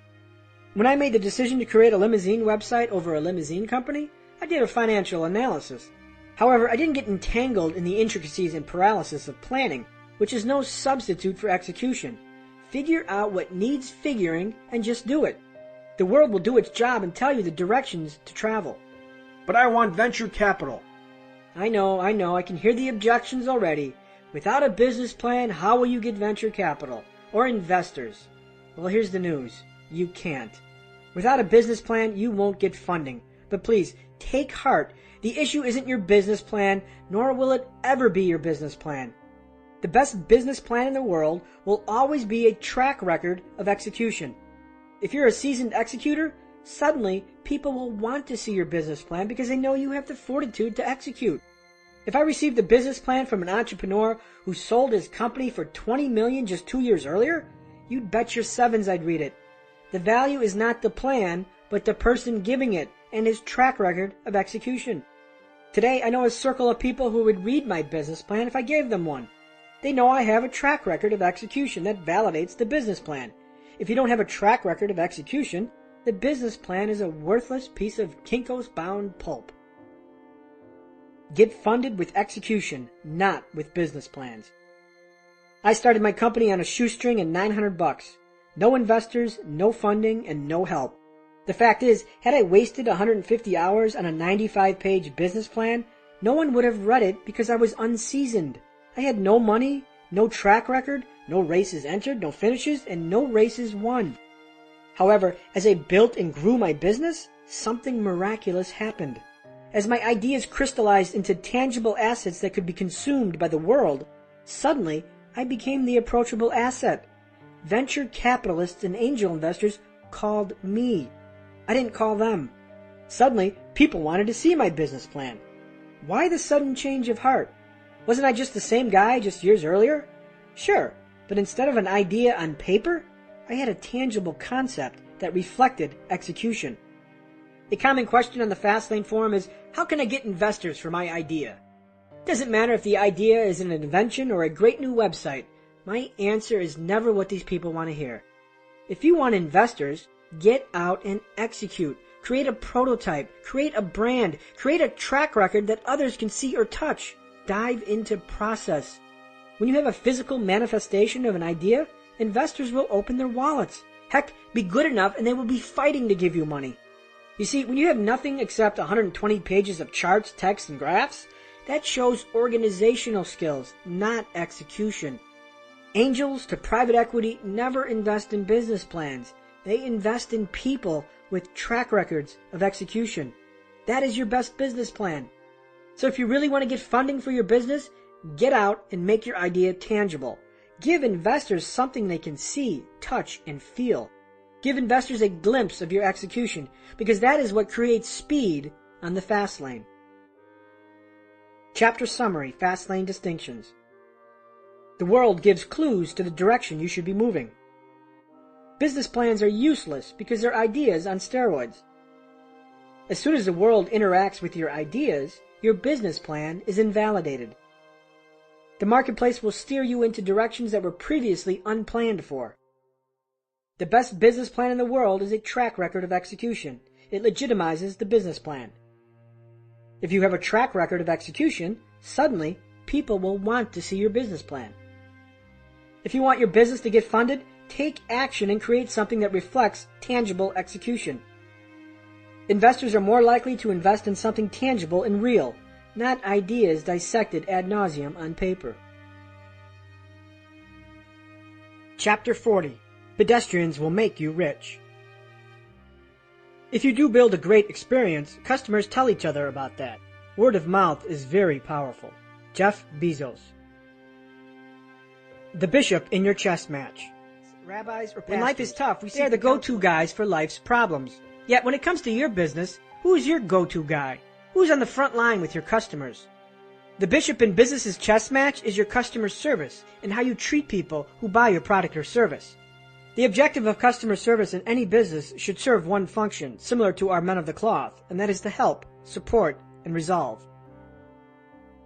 My internal roadmap, my black book.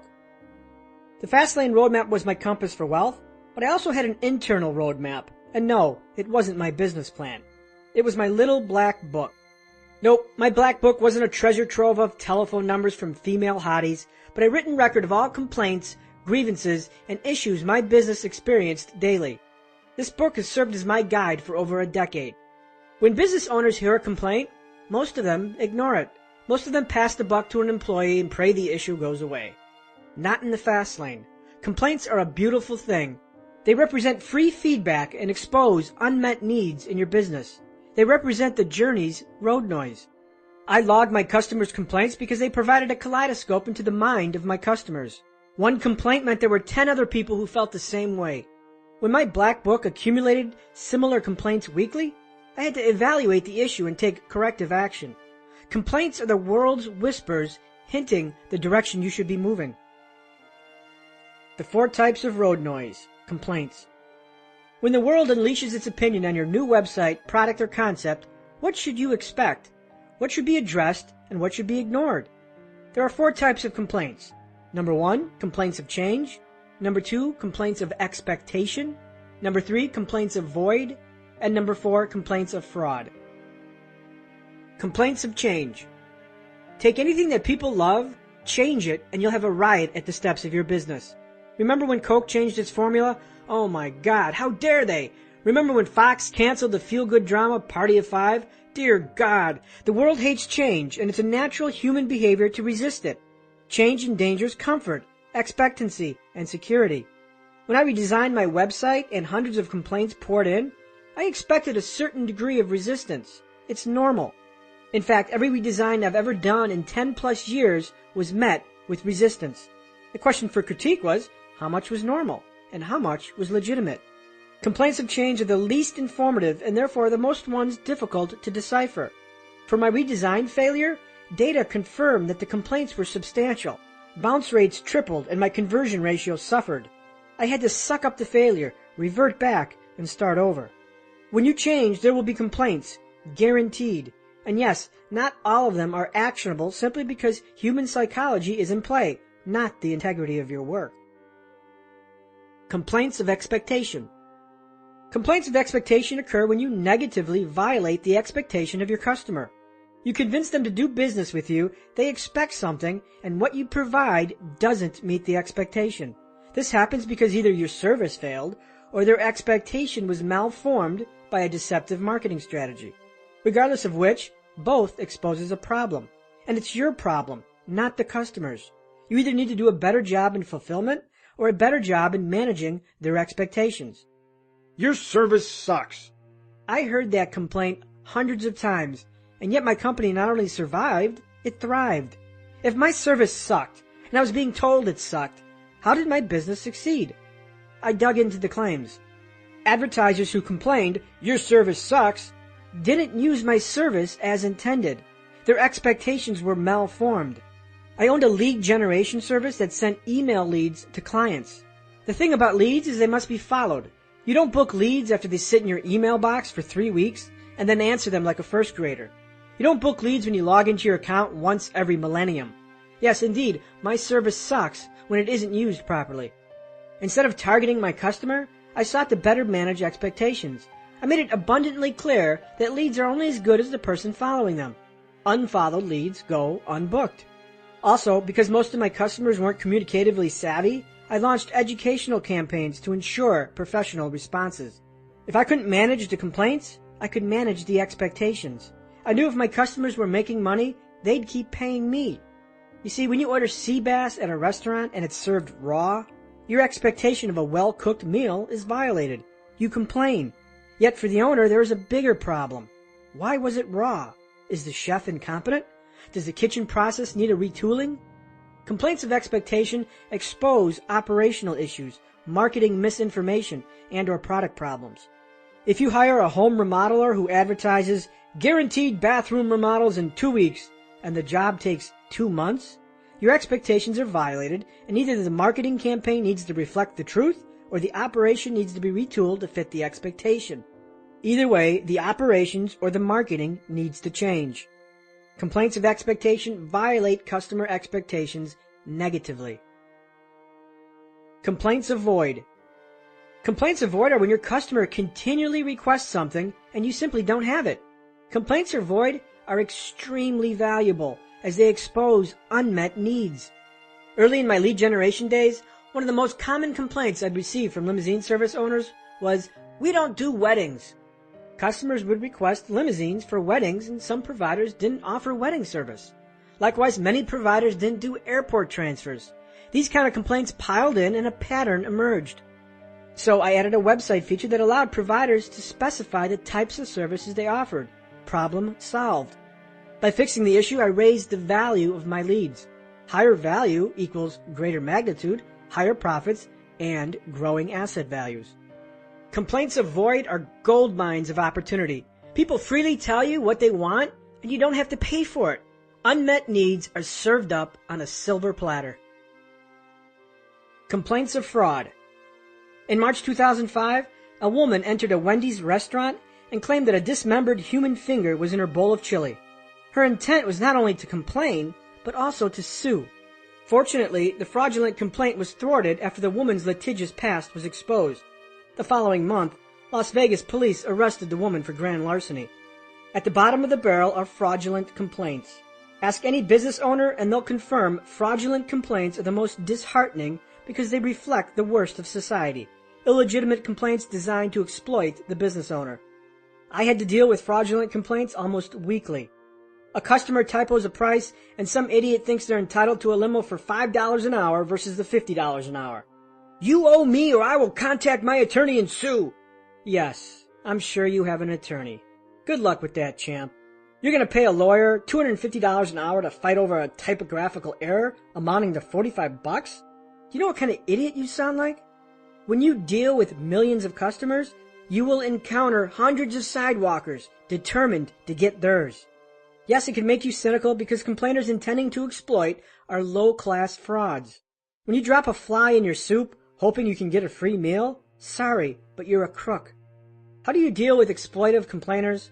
You respond once, with grace, explain your position, and move on. Pick your battles. Bill Crosby once said, "I don't know the key to success, but the key to failure is trying to please everybody." I started my business with an overzealous passion to make everyone happy. That soon proved to be insanity. Complaints need to be managed with a balance, which is why I kept records. I wanted to identify patterns that would enhance the value of my service. I knew better products produce better customers, and better customers pay well. Nowadays, it's easy to follow the complaints for your business. Twitter.com offers owners the ability to keep track of what customers say. Google Alerts can notify you when a website mentions your company name. Keeping track of the feedback is getting easier, but deciphering the noise is getting more difficult. I don't want to pay for your service. Yes, some complaints need to be ignored.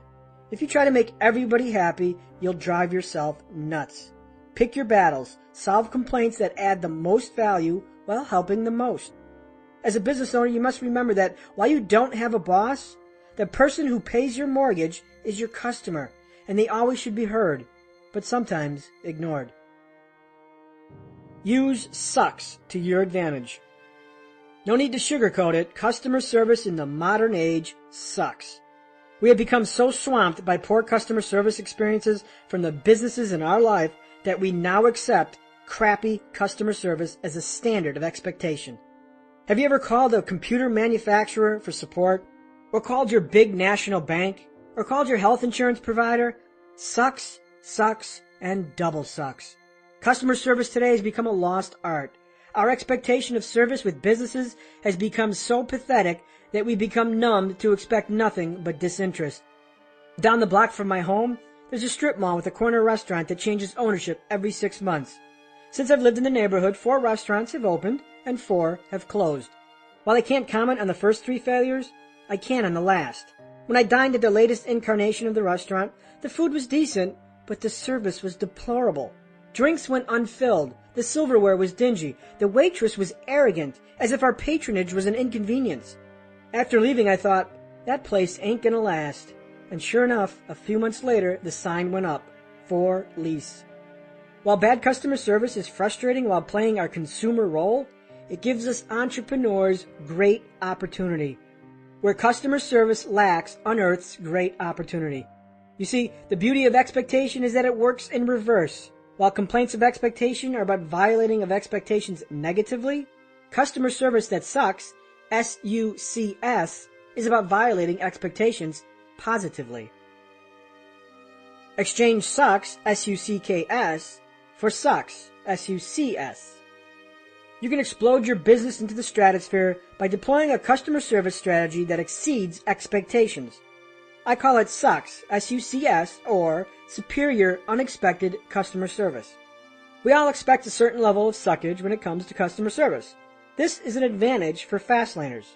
For example, if I discover a $10,000 fraudulent withdrawal on my bank statement, my first instinct is to freak out. My second instinct is to call the bank to resolve the problem.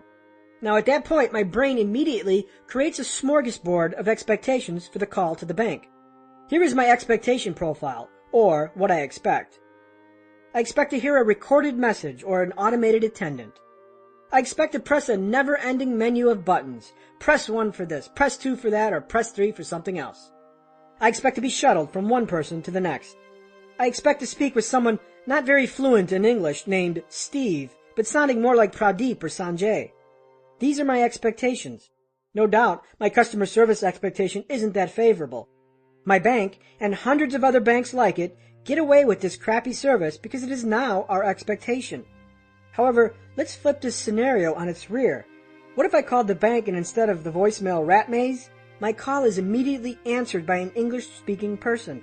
No voicemail, no press 1, no press 2, no automated attendant. I get a real person answering the phone, like you answer your phone.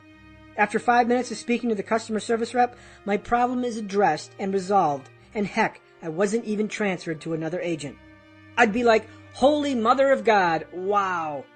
This is a SUCS event, a Superior Unexpected Customer Service event. It is a transformation from customer service that naturally sucks to sucks, SUCS. You see, when you violate your client's customer service expectation profile positively, you turn your customers into loyal, repeat buyers, and ultimately, disciples of your business. Leverage free human resource systems. One passive income system is human resource systems, good old-fashioned people. Except that employees aren't cheap, so human resource systems typically need management. Wouldn't it be great if you could deploy a human resource system for free? You can when you create disciples for your business. Customer service that sucks, SUCS, service that violates your customer's low expectation profile positively, turns customers into lifelong clients and disciples of your business. They provide a never-ending stream of free advertising.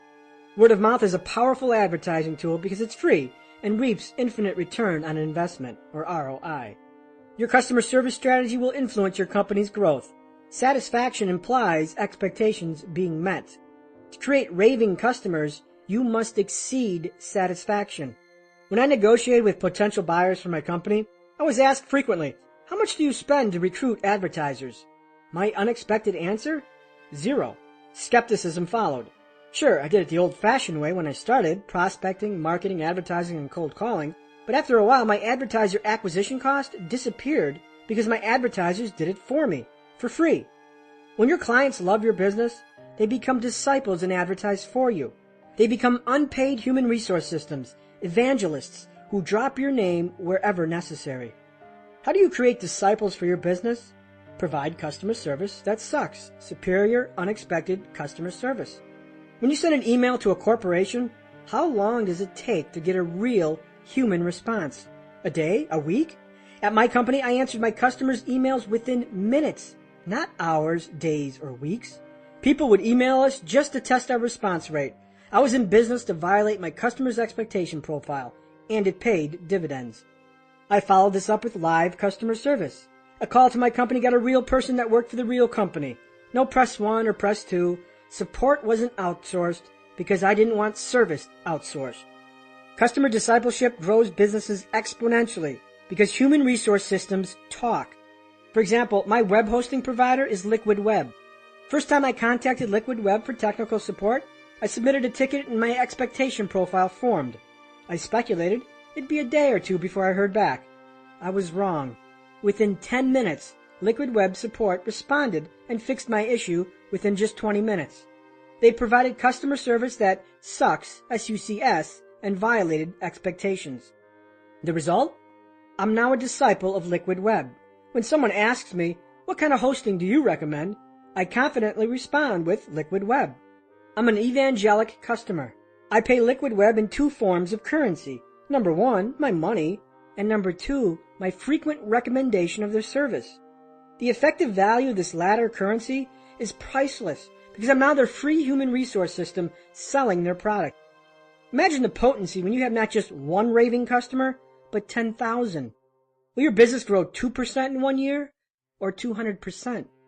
To provide great customer service and explode your business, determine your customer's expectation profile. What are their expectations when they deal with your business? How do they relate to competitors and similar businesses in your industry? Make a subjective call on how your customer service expect service. Then, violate it. Anytime you violate your customer's expectations to the positive, you get a dual benefit. First, they buy from you again. Second, raving customers become liaisons and disciples for your business and unpaid human resource systems. Both build speed, and speed builds wealth. Great customer service costs more to provide, but the benefits should outweigh the costs.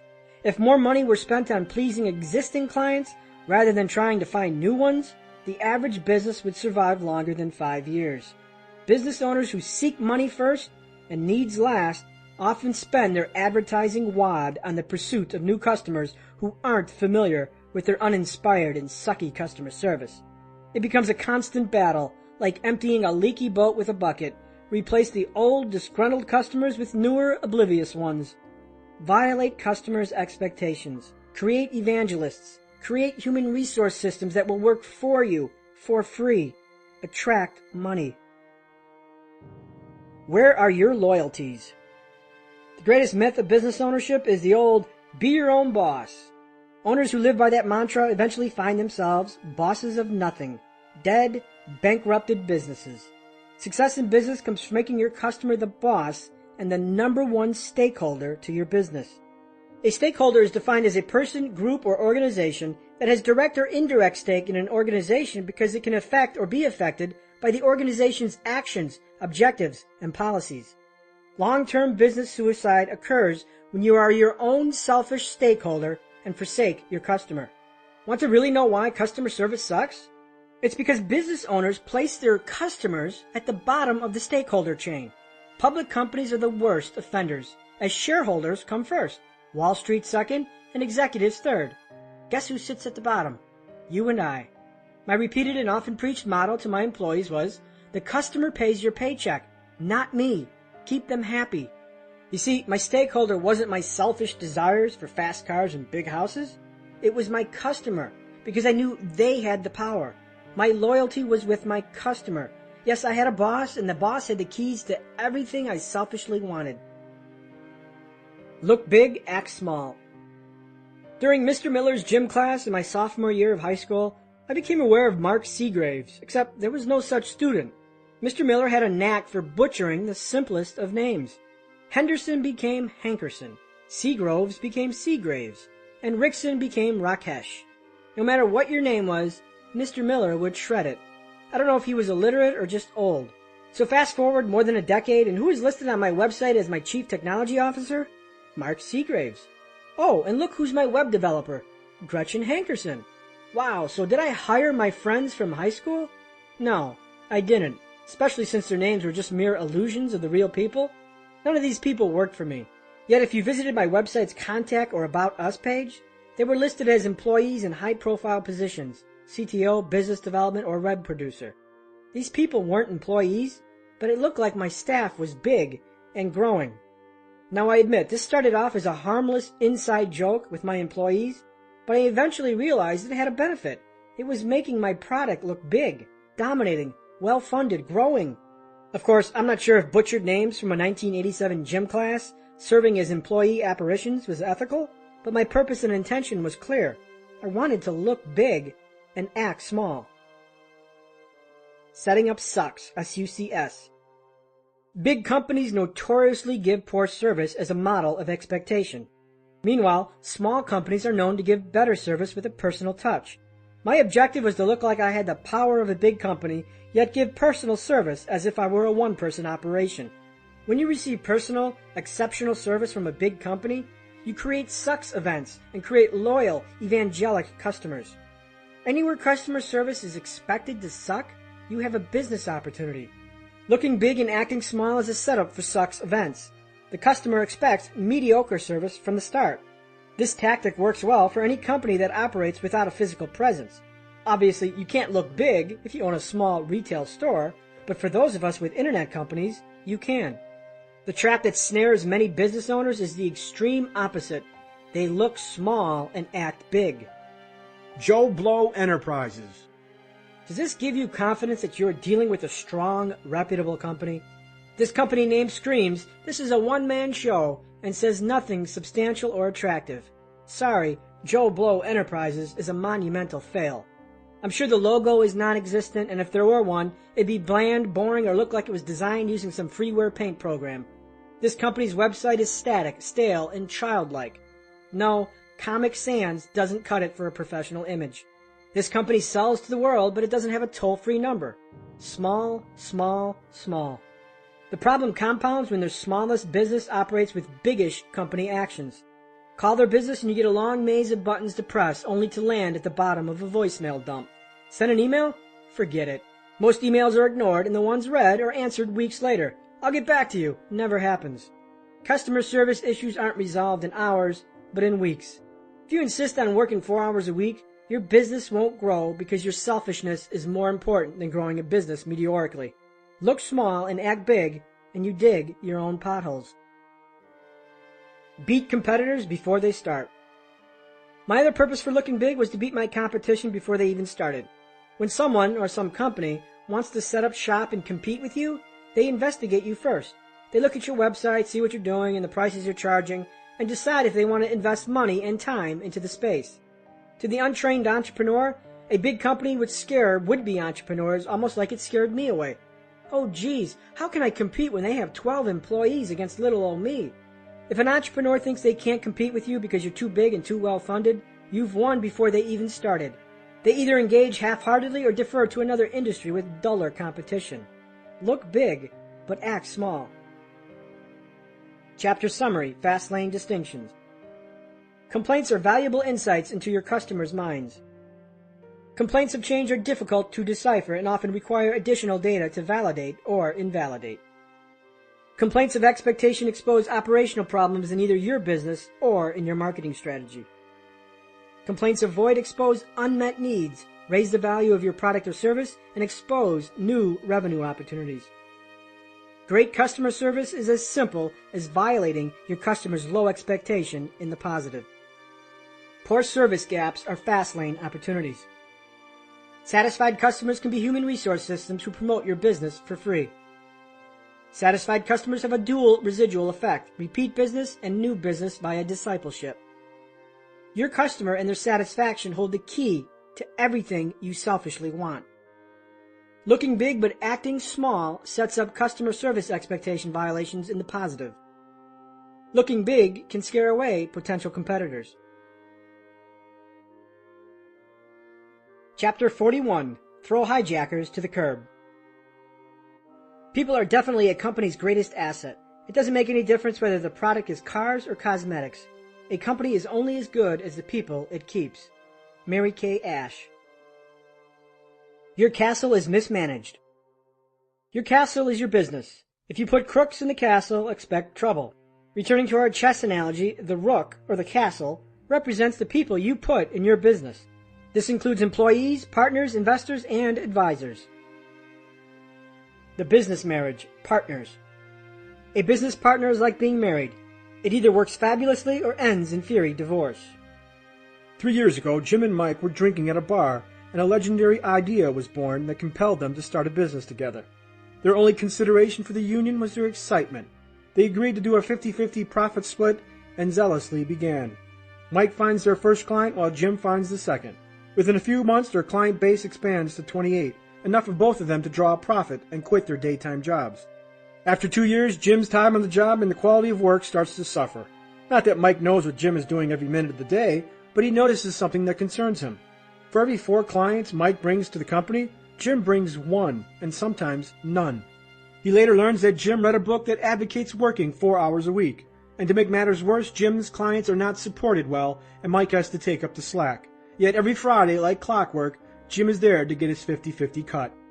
When Mike brings this to Jim's attention, Jim gets defensive and tensions mount. This confrontation only decreases Jim's productivity to where he sometimes doesn't have a new client for months. Mike tries to dissolve the partnership, and Jim resists. Why shouldn't he? He's collecting 50% profits on Mike's effort. Mike ultimately has to hire a lawyer and seek a legal remedy. A few years later, the partnership is dissolved, and along with it, Mike and Jim's friendship. Partnerships are like marriages. After the love affair and the lust wears off, they must survive on character, synergy, and complementary attributes. My early entrepreneurial ventures were all partnerships and all miserable failures. Not that my partners were bad people, but our work ethics, values, and visions were not compatible. I remember one partner had a normal 9-to-5 job and was active in intramural sports. The business was number 4 or 5 on his priority list. The other partner was out working 4 other businesses, including ours. That left my business and me, which was priority numero uno. Do you see an issue here? Search the Fastlane forum for partnership, and you'll find a garden of complaints about partnerships gone bad. One partner wants to expand, the other wants to brand. One partner wants to advertise, the other wants to develop. One partner wants the expensive cars and the money, yet arrives at the office late and leaves early.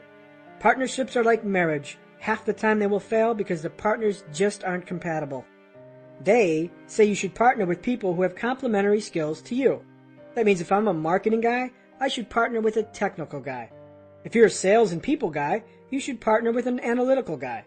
While this is a great starting point to find a partner, it's like marrying the first person you date simply because they had big boobs or look like Brad Pitt. Many other personality characteristics will make or break a partnership. Here are a few. Do you have the same work ethic? Will your partner skate while you burn the midnight oil? Do you have the same vision, or will they compete with each other? Do you want to grow slowly while your partner wants to own the world and do it fast? Do you want to sell franchises while your partner just wants one unit that will pay the bills? Do you trust this person with your life? Do you have the same personality type? The fact is, people engage in partnerships for the wrong reasons. Like people start businesses under false premises, not need-oriented, they also form partnerships under a similar false premise, diversification. The partners don't seek synergy, they seek diversification of risk, expense, and workload. Often, each partner looks to each other for the burden to bear, and when one bears more, resentment builds. Partnerships can work just like a lot of marriages work. Just make sure who you know you're getting engaged to. A 2-week honeymoon with your college roommate might not be enough courtship to determine compatibility. Would you marry someone after 2 weeks of dating? Get A+ A's. I've had many verbal negotiations with investors, and when the 90-page legalese document arrived on my desk, what was said and what was written were 2 different things. We discussed an amortized note at 10% over 5 years, so why does it say 5% over 10? Who exposed the incongruity buried in an avalanche of legal jargon? Not me, it was my attorney. Then there was a time when a simple omission on a business expense can cost you thousands of dollars in taxes. Who knows that a $38,000 interactive voice response system is depreciable when you think it's just some overpriced telephone system? An accountant. If I didn't have a good team of A's, accountants, and attorneys, I'd be poorer. And yes, these people aren't easy to find because they're like partners under contract, another group of individuals who have the keys to your castle. Don't be an idiot like me. Still green, I remember my first accountant, found right out of the Yellow Pages. Not from referral, but blind hope. It didn't take long to see that she wasn't concerned with tax planning. No questions about my business or my concerns, just zeal to complete the forms and get it done. Additionally, most of her clients were slow laners who dabbled with W-2s and 401ks rather than corporations. Great pick, MJ. I needed someone with a fast-lane business mindset, and I committed to finding one. After interviewing and investigating a half-dozen accountants, I found one whose clients were primarily business owners. Be very careful with whom you trust with the keys to your castle. Remember Nicolas Cage. His manager allegedly drove him to the precipice of financial ruin. Investigate and interview. Get referrals from successful, established entrepreneurs. Treat your 2As like you would any partner, because they have unfettered access to your castle, and those with the keys have the potential to steer you wrong. Would you like a chainsaw with your beer? When you blindly trust others to anything, business, financial investments, security, you're vulnerable to being conned. There's an old beer commercial in which a couple is driving down a dark country road and they spot a hitchhiker with a case of beer and a live chainsaw. The driver wants to pick up the hitchhiker because he advertises something he wants, the beer, but is blind to the chainsaw. Blind trust can be like picking up a hitchhiker on a dark, deserted road, hoping to tap into his case of beer, but not seeing the torture device behind his back. You must make your trust an asset to be earned by others. Let actions speak louder than words. When you allow words to disarm your trust or BS meter, you become vulnerable to attack. When you pick up hitchhikers and salivate at their case of beer, you might be blindsided to their chainsaw. One of the worst employees I ever hired was a pathological liar who stole from me. Well, why on earth did I hire her? She disarmed me with words. During the interview process, she told me she sang in the church choir and was a religious woman. While I didn't ask anything pertaining to religion, she assumed that I assigned honesty to religion. Well, she was right, and it dismantled my defenses. I hired her without verification, and it took me several years to uncover the truth. Verify first, trust later. Former President Ronald Reagan once said, "Trust, but verify." When I hired the liar, I trusted, but didn't verify. It took several robberies, video cameras, and public record searches to uncover the truth. I verified too late, and it cost me. The most egregious cases of trust are our financial system. Bernard Madoff perpetrated the largest Ponzi scheme ever, and billions of dollars were lost. How does one man siphon billions from millions? Unverified trust. Thousands trusted Madoff and thousands failed to verify. Those who did verify didn't invest, and some even blew the whistle. We are a trusting people, and we want to believe the best. We want to believe in fairy tales and happily ever after. We want to believe that for 2 easy payments of $39.95, we can make millions investing in no money down real estate. When I started my entrepreneurial career fresh out of college, I trusted everyone. I bought all kinds of crazy schemes that promised me a road to wealth. What happens when you trust everyone? You get burned. You get lazy. You hire criminals. When you trust everyone, you engage in business opportunities that violate the commandment of control. You allow others to dictate your financial road trip. And when that happens, you crash and burn. There's only one person you can blindly trust in this world, and that is you. So, why am I so cynical? If you don't understand now, you will later. When you serve millions, you come in contact with millions. Only then will you understand the essence of the consumer-producer equation. Your eyes will be open to how many people will go the extra mile to screw you. There is no safe place from liars, con artists, thieves, and crooks. These people commiserate in the least likely of places. Your community church, that harmonic dating website, and at your posh country club. If I lose $10,000 on an investment that I meticulously investigated, I can deal with it. Easy come, easy go. Yet, if I have $10,000 stolen from me because I blindly trusted someone who I let into my vehicle, it's different. Today I trust no one, but give everyone the opportunity to prove trust.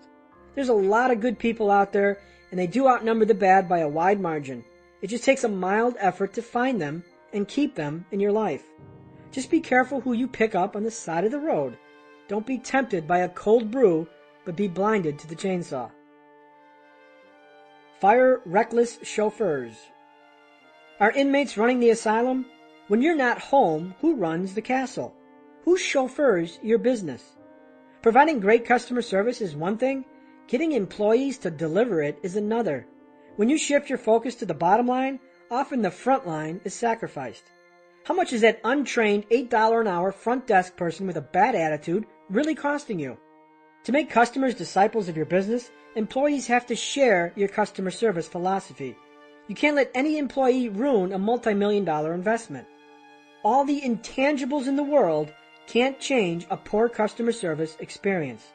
After a 9-day stay in Las Vegas, I learned how robotic service is the ultimate of business liabilities, regardless of poshness. Most people vacation to Vegas to escape from coworkers, incompetent employees, dirty houses, traffic, and your typical menagerie of life's dramas. Vegas is supposed to be an escape. Compliments of my friend's company, which was participating in a convention, my Vegas stay started at the Rio Hotel. I never stayed at the Rio and normally wouldn't consider this hotel. The hotel was somewhat hoary and dated, the bed was stiff and the accommodations worn. Nonetheless, I found the staff very nice. The dealers were friendly and the casino staff was accommodating to our minor requests. I enjoyed my stay. After 3 days at the Rio, I transferred over to the Venetian Hotel, a hotel that my American Express concierge arranged. For those unfamiliar with the Venetian, it is a new hotel with opulent architecture, ornate columns and corbels, lavish chandeliers, and other affluent appointments that would make anyone feel like royalty. My stay at the Venetian was for 6 days. Unfortunately, after 6 days, I vow I will never return. Love the fancy Italian architecture, but their people suck. Our nightmare started on day 1 and continued every single day, marred by poor human experiences. Unresponsive housekeeping, unacceptable hold time to hotel services, failure to deliver promises, mechanized staff overcharging, and overall a failure to provide an escape. There are 2 critical lessons in this experience. Number 1, a SUCS, S-U-C-S, customer service philosophy must be delivered by your employees. And number 2, spectacular product features can't overcome poor service. First, employees must deliver your customer service philosophy. Your people are ambassadors of your business, and they communicate your vision. Essentially, they're business chauffeurs, and if they're reckless, your vision is destroyed. Your employees drive the public perception of your company. Now, was it the Venetian's policy to treat me with such disrespect and disinterest? That's probably doubtful. The failure was in the communication lines from management to employee. Not just one employee, but several. You can't be driving the ship all day. Your employees carry the water buckets, and if they aren't ordained in service, they hijack businesses and create liabilities. Customer service philosophy is irrelevant if employees don't translate that philosophy into frontline action. The second lesson is this. No amount of spectacular product features, such as great technology or great architecture, can compensate for poor customer service. Despite the Venetian's billion-dollar appearance, the marble floors and the ornate columns, their customer service sucked. Yet at the Rio Hotel, customer service was excellent, which translated into a great experience despite the hotel's dated building. This incongruity represents a one-way street. Fanatical customer service, or service that sucks, S-U-C-S, can help compensate for shortcomings. But fanatical features cannot compensate for poor customer service or poor human interaction. The Venetian's floor could have been made of solid gold. It wouldn't have mattered. Nothing overcomes poor human experiences.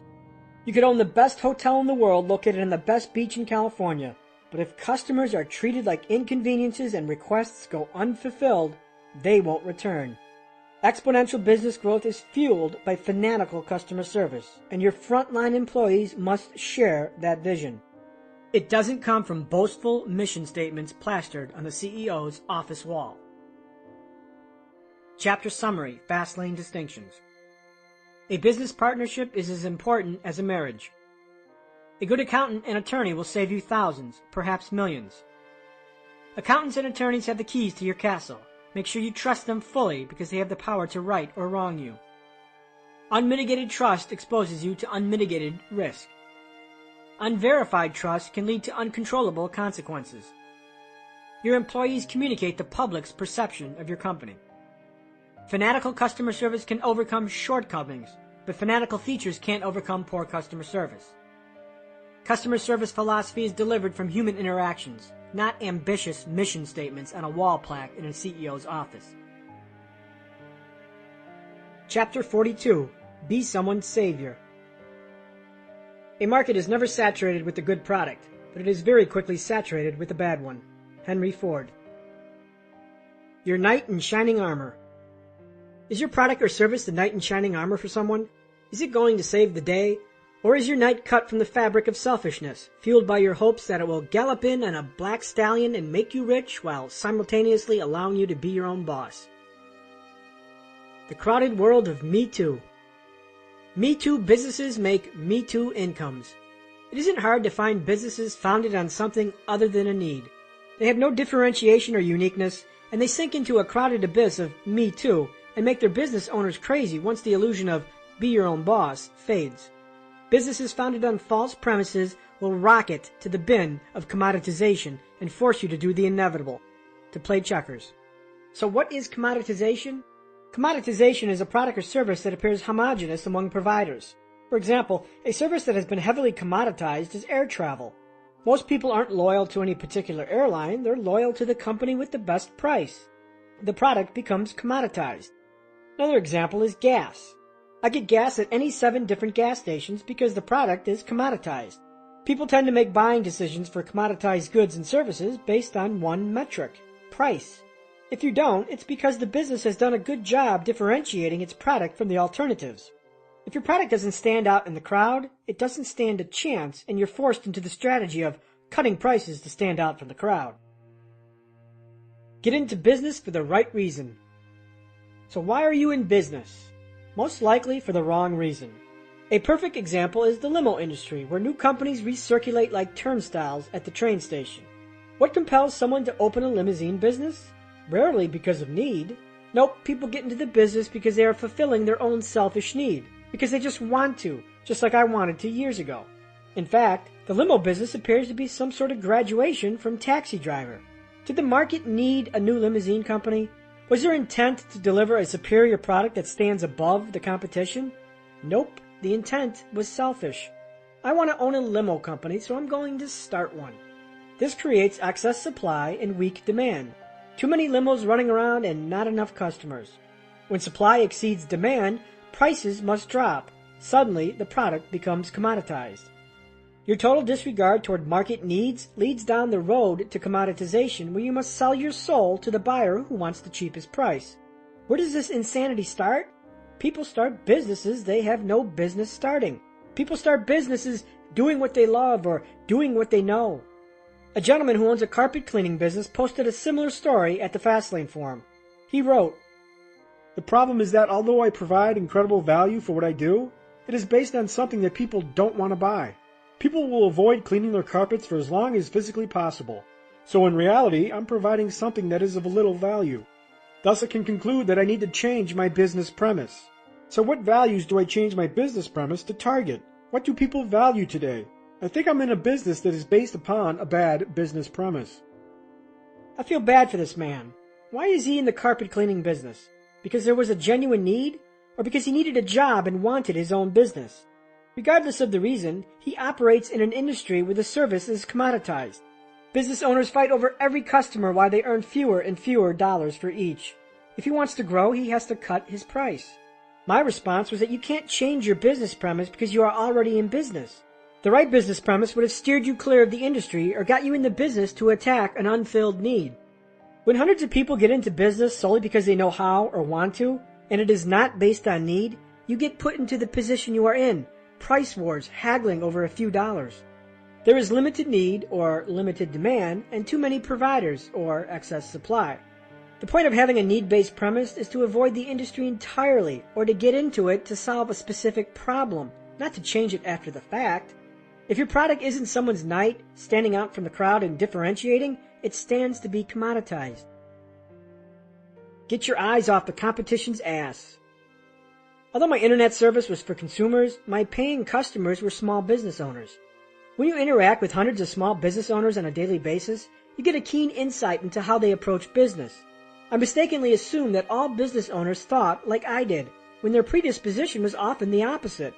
I learned fast that most business owners paid more attention to their competition than to their own business. Instead of minding their own business, they had their noses into everything else that everyone else was doing. When this happens, you neglect your own product and you become reactive instead of proactive. So are your eyes on the vehicle and the road ahead? Or are you rubbernecking at all the cars around you? Oh no, Excel Limousine dropped its hourly rate by $5. Mercy, call out the price police. Heavens, Godfrey Limousine is advertising its 2009 model limo when it's a 2003 model. I'm calling my attorney. If your eyes are glued to the competition's butt, guess what? Your eyes aren't on the road ahead. If you're following, you aren't leading, and if you aren't leading, you're not innovating. If Company X does something and you react, you are being reactive, not proactive. Why aren't they following your lead? If your preoccupation is with every single thing your competition does, you're cheating your business and your customers. How to use your competition. Another dead professor moment. Forget about your competition 95% of the time. The other 5% should be used to exploit their weaknesses and differentiate your business. If you forget about the competition, you're forced to focus on your business, which is to innovate and win the hearts and minds of your customers. And when you feel needs and your army of customers grow, suddenly something miraculous happens. Everyone follows you. In my industry, I led the pack. I innovated and everyone followed me. If I instituted a new feature, my competition would add the same thing months later. I introduced the lead generation revenue model, and it was copied dozens of times.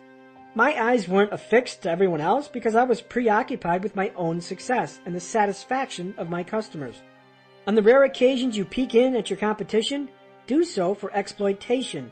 Mind their weaknesses and differentiate your product. Uncover what you should be doing that they aren't. Find the need. Exploit their customer service gaffes. Is it impossible to receive good service? Do dissatisfied customers litter the web with their displeasure? When I launched my limousine directory, my competition consisted of existing websites and the traditional yellow pages. The weakness of both was risk. To advertise, you had to pay a big upfront fee regardless of benefit. So if you spent $5,000 and acquired one new customer, you just spent $5,000 for one client. Scary risk proposition, huh? I thought this was too risky for business owners, so I sought to solve it. For mature companies, competition often serves to exploit what you shouldn't be doing versus what you should be doing. My closest competitor was never known to answer their email. This gave me an advantage. If you're going to take your eye off the road and examine your competitors, expose their weaknesses. Exploited weaknesses are where brands are built. Differentiation is a defense to commoditization. What are they doing wrong? What inefficiency is there? Within the gray area of unsatisfied customers lies differentiation. The only alternative to boorish Me Too goods and services is differentiation, and that is accomplished by innovation and analyzing your competitors' weaknesses. In other words, force innovation. Chapter Summary, Fastlane Distinctions. Commoditization occurs when you get into business based on a false premise. I want to own a business, or I know how to do this, so I'll start a business doing it. If you're too busy copying or watching your competition, you're not innovating. Use your competition to exploit their weaknesses. Chapter 43. Build brands, not businesses. Everyone has an invisible sign hanging from their neck saying, "Make me feel important." Never forget that message when working with people. Mary Kay Ash. Queen Me, Marketing and Branding. In chess, lose your queen and you lose the game. In business, most entrepreneurs play the game without their captured queen. Have you ever bought a product from television and when you used it, it sucked and didn't perform as advertised? Then in dissatisfaction you tried to return it and got the runaround from a guy who sounded like he had a double-digit IQ? That is the power of marketing. Bad people, bad service, and bad product, but awesome marketing. If you have an okay product, a weak night, poor customer service, drunk bishops, and incompetent people, a castle full of idiots, you can survive with a powerful queen. The queen is the most powerful piece in chess, and it is also in business. Marketing can convince people to buy mediocre products. Marketing can hide or disguise service flaws. Marketing can shadow incompetence, and marketing can keep convicted felons disparate from their product. The power of marketing is that a powerful ad campaign can move products, regardless of the cockroaches hiding underneath. Marketing is a game of perceptions, and whatever the perception is, that's the reality. Build a brand, not a business. Businesses survive. Brands thrive. A brand is the best defense to commoditization. When your business is in business just to make money and pay the bills for the month, you're playing checkers and being one-dimensional. People are loyal to brands and relationships, not corporations or businesses. I love Coke and I hate Pepsi. I'm loyal to Coke and I don't care if Pepsi suddenly becomes $1 cheaper. I'll always buy Coke. Coke has built a brand, and the power of that brand is a firm loyalty that is difficult to sever. Is Coke objectively better than Pepsi? I don't know, or I don't care. When you think about the automobile Volvo, what do you think of? I think safety. How about Porsche? I think speed. How about Ferrari? I think rich. Volkswagen? Practical. Toyota? Reliability. Yet when someone mentions Chevrolet, nothing clear comes to mind other than looming bankruptcy, union squabbles, and unpredictable reliability. Some auto manufacturers have carved out strong brands, while the others fortify a business. Our friend with the carpet cleaning business also has a business and not a brand. Brands don't have identity crises, businesses do. If our friend wants to excel in an industry saturated with Me Too's, he's going to have to brand and differentiate himself. He needs to be a Lamborghini in a traffic jam of Chevys. What will make his carpet cleaning business different from the rest? Why should people hire him even though his prices might be 20% higher?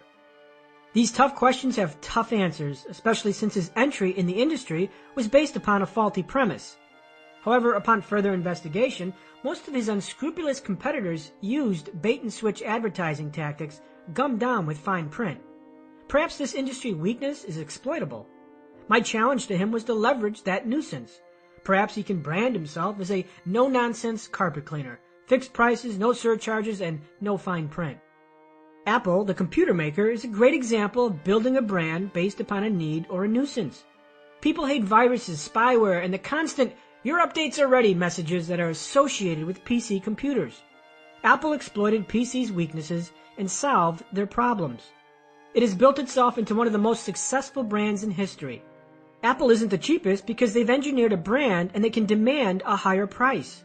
Say Apple, and many images come to mind. Creative, trendy, easy, and hip. When I think of PC, I think of blue screens, illegal operations, and you must reboot your computer 17 times before this update takes effect. One is a business, the other is a brand. Get unique, the USP. The first step at building a brand is to have a unique selling proposition or a USP. As a business without one, you're adrift in a sea of Me Too businesses, without a rudder, unmoored to the trade winds of the marketplace. USP-less businesses offer nothing distinct, nothing unique, no benefit, no logical reason that someone should buy from them other than hope or circumstance wrapped around a cheap price. Your USP is the anchor to your brand. What makes your company different from the rest? What sets your business apart? What will compel a customer to use you over someone else? My USP was powerful. No risk advertising. If we send you nothing, you pay nothing. Advertisers joined by the truckload because they were tired of advertising with the Yellow Pages, which offered this risk proposition. Pay us $5,000 up front, then hope and pray. I exposed the pain point and fixed it. Our carpet cleaner had no USP. Nothing set him apart, as he might as well have been just a lonely grain of rice in a 50-pound bag of feed. USPs are the building blocks to brands and can compensate for higher prices or even an inferior product. FedEx was introduced to the world when it said, "When your package absolutely positively has to be there overnight." M&M's said, "The milk chocolate melts in your mouth, not in your hand." Notice how these USPs target benefits. I don't like Domino's Pizza, despite once being employed by them, and yet that didn't stop them from building a pizza empire based upon the USP of delivered to your door in 30 minutes or less, or it's free. Domino's identified the need. Pizza delivery is a long ordeal. They solved it, branded it, and the rest is history. So how did Domino's infiltrate such a crowded market space and succeed? Branding and marketing, the queen in the chess game. Developing your USP. How do you develop a solid USP for your company? There are 5 simple steps. Step 1. Uncover the benefit. Get into business for the right reason, to solve a problem or a need. That creates your first USP.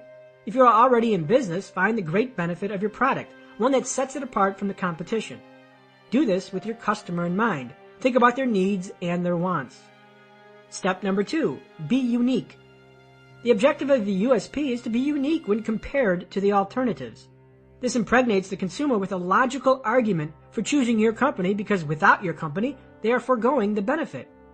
USPs should use powerful action verbs that create desire and urgency.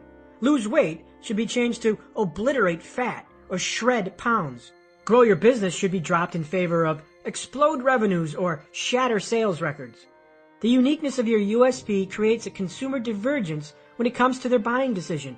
If you pick a Mac over a PC, you are choosing safety, speed, and reliability over viruses and bloatware. Step 3, be specific and give evidence. Noise is everywhere, and if you are going to rise above it, you have to alleviate natural consumer skepticism. Do so by being specific, and if possible, offer evidence. Website. Your car sold in 20 days or less, or it's free. Product. Drop 20 pounds or you don't pay a dime. Service. Your home sold in 30 days or less, or I own it. Domino's Pizza didn't say delivered on time, they said delivered within 30 minutes or it's free. It was a specific action and evidence of that action. Your pizza is free if we don't perform. In my case, the onus was on me to send my advertisers leads. If I didn't get paid. We send your business or you don't pay a dime. Step 4, keep it short, clear, and concise. The best USPs are short, clear, and powerful. Step 5, integrate your USP into all marketing materials. A USP is worthless if it isn't conveyed throughout every aspect of your business. Include your USP on all public communications. Your trucks, vehicles, and buildings. Your advertising and promotional materials. Business cards, letterheads, signs, brochures, and flyers. Your website and your email signature. Your voicemail system, receptionists, sales scripts, etc. Step 6, make it real. A USP has to be strong enough to convince people to buy, or even better, switch brands. If it doesn't capture your audience attention, or the benefit hook is too weak, it won't work. And then you have to make your USP real. You must deliver on what you say. A pizza delivered in 40 minutes makes the 30-minute guarantee a fraud. Fraudulent USPs get exposed fast and create human resource systems ready to rickroll your company. Get noisy.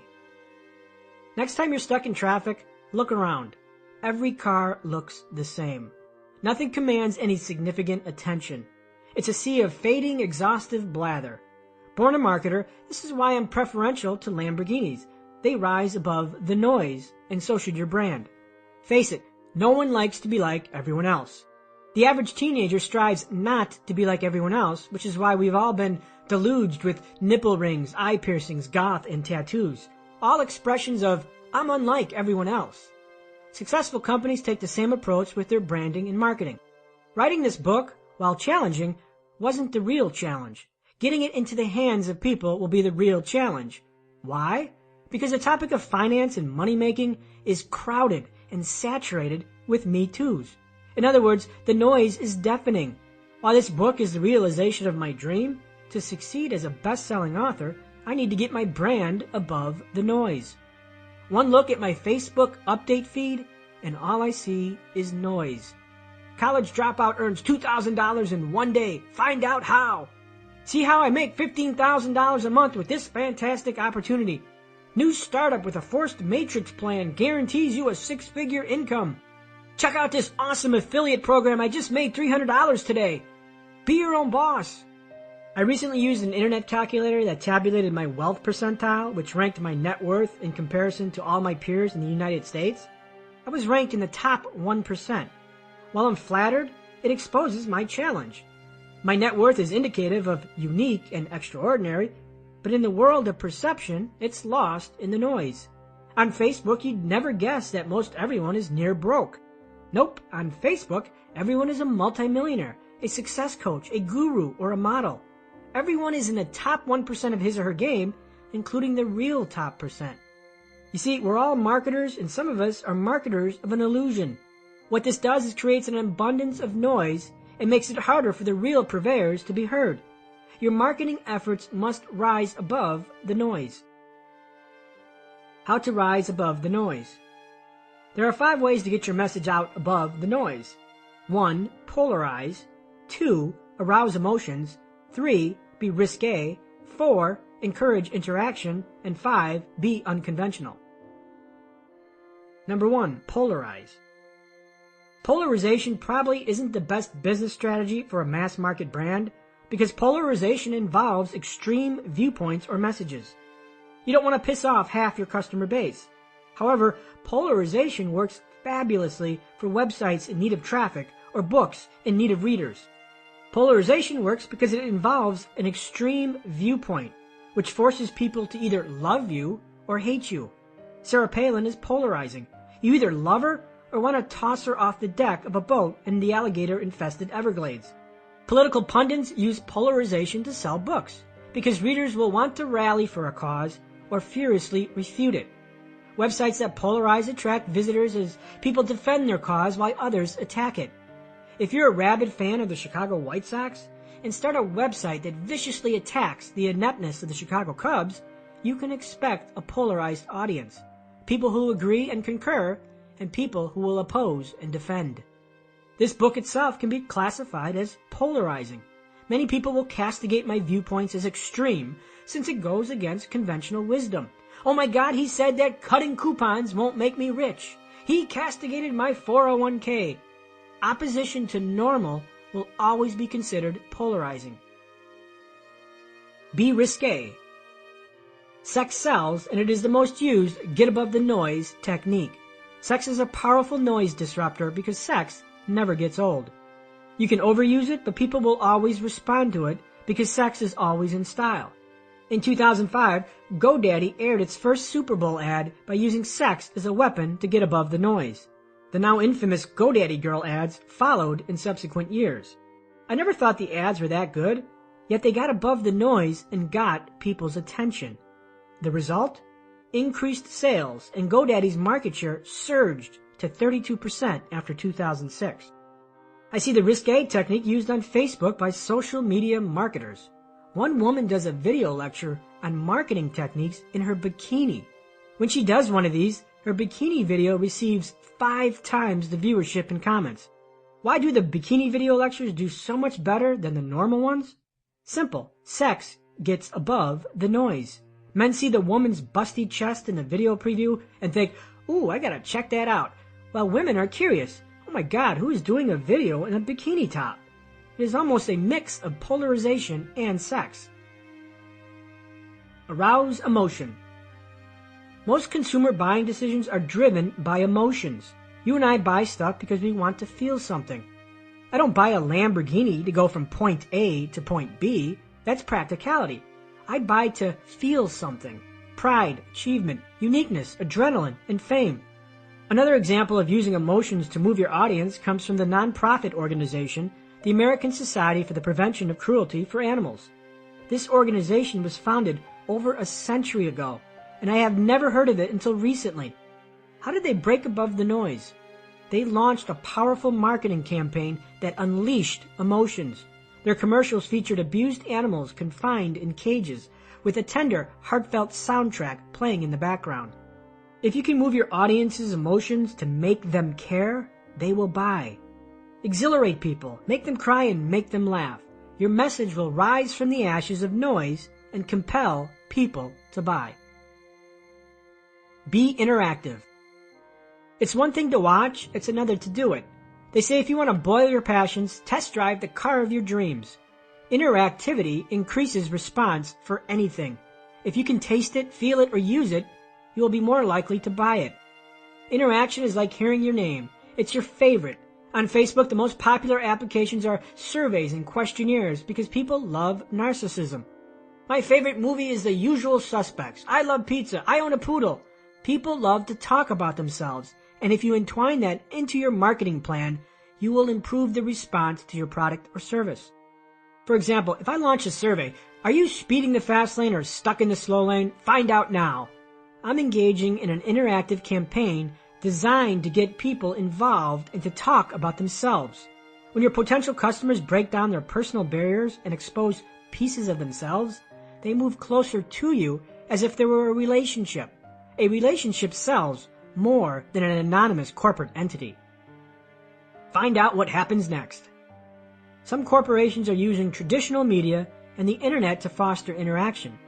I recently saw a commercial for an automobile manufacturer that filmed a story with a high-speed chase, except the story never concludes and we are left with, find out what happens next, visit the website. By teasing audiences with messages or stories that are incomplete, potential customers are forced to complete the story by visiting a website, and the website fosters interaction. The revolution of social media, blogs, and Web 2.0 is founded on interaction. You just don't want to read an article, you want to comment on it. Your 2 cents must be heard. Be unconventional. Convention breeds familiarity. If you've seen it 36 times in the last month or something like it, do you think it's going to work? For example, be your own boss is such an overused phrase, its power has been drained. Yet I still see advertising headlines and subtitles from so-called gurus using be your own boss as if the phrase wielded power.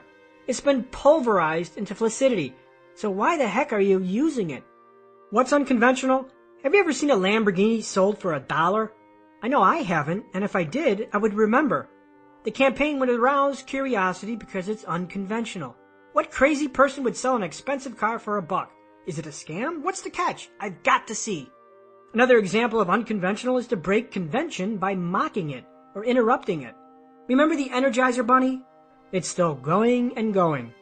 These commercials built a brand based on unconvention.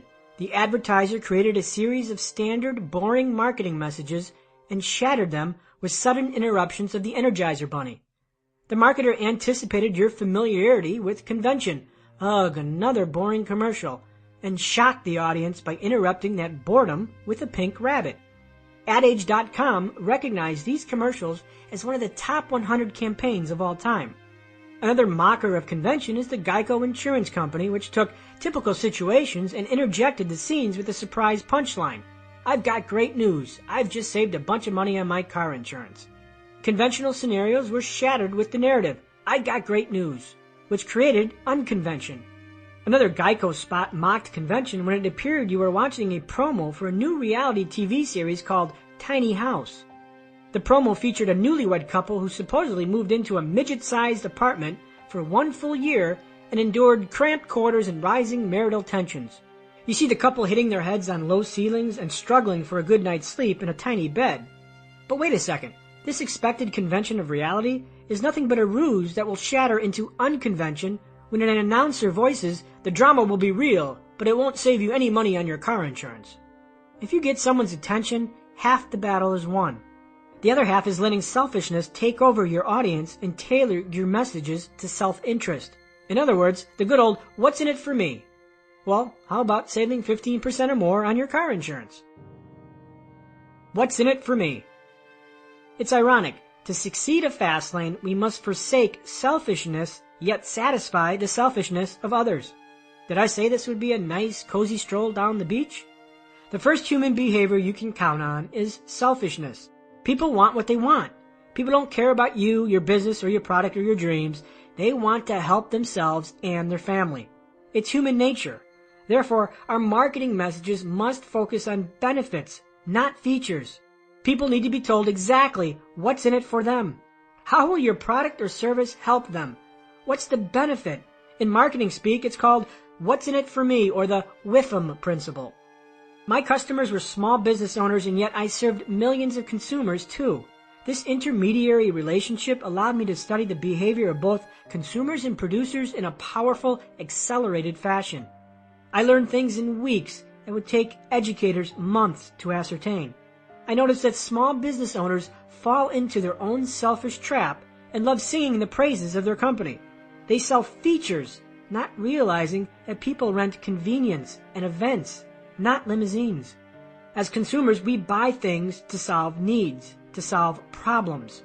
We engage in transactions to fill voids. You don't buy a drill, you buy a hole. You don't buy a dress, you buy an image. You don't buy a Toyota, you buy reliability. You don't buy a vacation, you buy an experience. We must become problem solvers, and to identify our business as a savior to someone, we must translate features into benefits.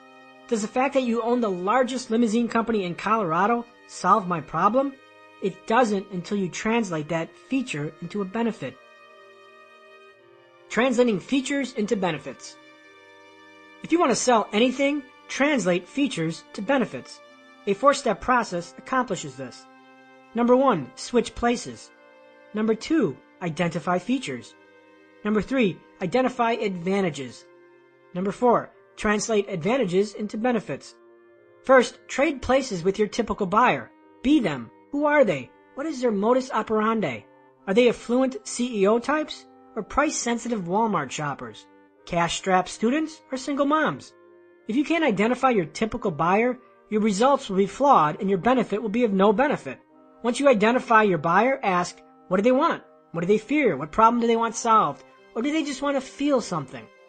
For example, 2 brands of the same product could have 2 different buyers. A person who buys a Corvette is going to have a different psychological motive than someone who buys a Volvo. Both are cars, yet the sports car buyer isn't buying basic transportation. The Corvette buyer is most likely a risk taker, self-employed, independent, outspoken, and assertive. The Volvo buyer, on the other hand, is probably more concerned with family and safety.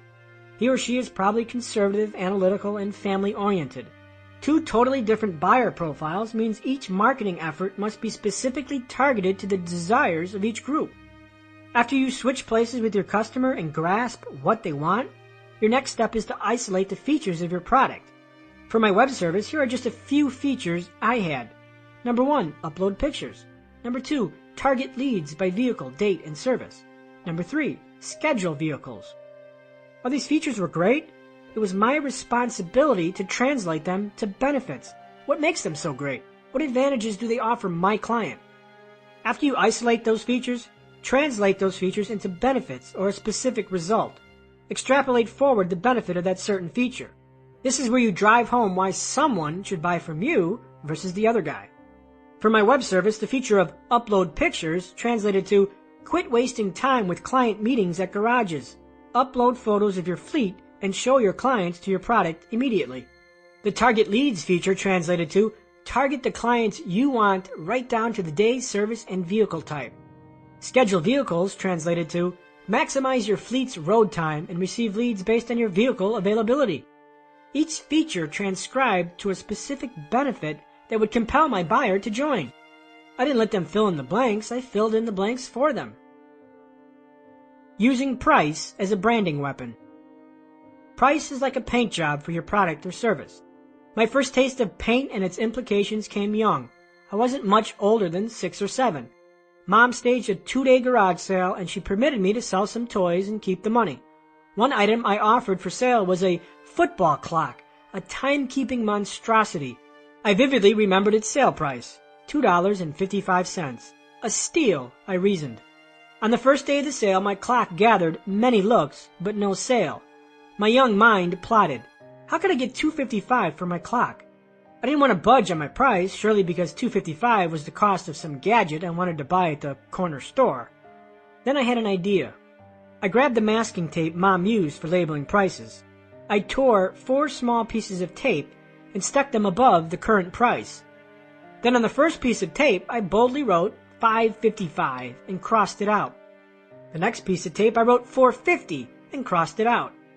Then $3.95 and the next $2.95. Each piece of tape successively had a lower price, clearly crossed out so buyers could see the price reduction, leaving the same old price of $2.55. Now my clock was priced exactly the same, except it was presented differently. The taped higher prices, visibly slashed, conveyed 2 things. Number 1, a higher value, and number 2, a smoking deal. And guess what? The second person to look at the clock bought it. I succeeded at reframing price in the mind of my buyer.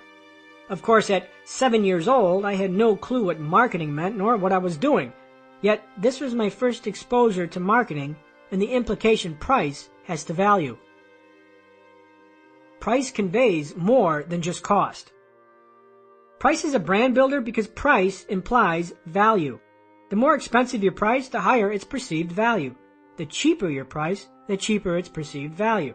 Price isn't simply a number that tells someone what something costs. It conveys value and worth. There's an old story I heard about how price equates to value. Cleaning his basement, a man found an old dresser and decided to give it away. He moved the dresser to the street corner and placed a sign on top of it, "Free." Shockingly, the dresser stood there all day and for several days thereafter. This confused the man because the dresser, albeit old, was in decent shape and just needed a quick wood stain for perfection. The man decided a new strategy was warranted. He went to the street corner and replaced the "free" sign with $50. Not an hour later, the dresser was stolen. Same objective, different pricing strategy. Unless price is your brand, Walmart, Southwest Airlines, don't let price steal your brand when it should be defining it. Price is more than just a competitive metric that slides up and down to sell goods faster. It also indirectly conveys the value of your product or service. I had multiple competitors who undercut me by 10%, sometimes 20%, yet I continued to prosper. If I wasn't the cheapest, so how did I do well?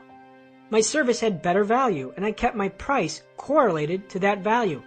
My leads were better targeted. I had better joint venture partners. I had great support. I was running a brand while my competitors were running businesses. My artist friend who painted the most exquisite, beautiful paintings priced her work through her own limited price filter. She was a single mom struggling to pay the bills, living paycheck to paycheck.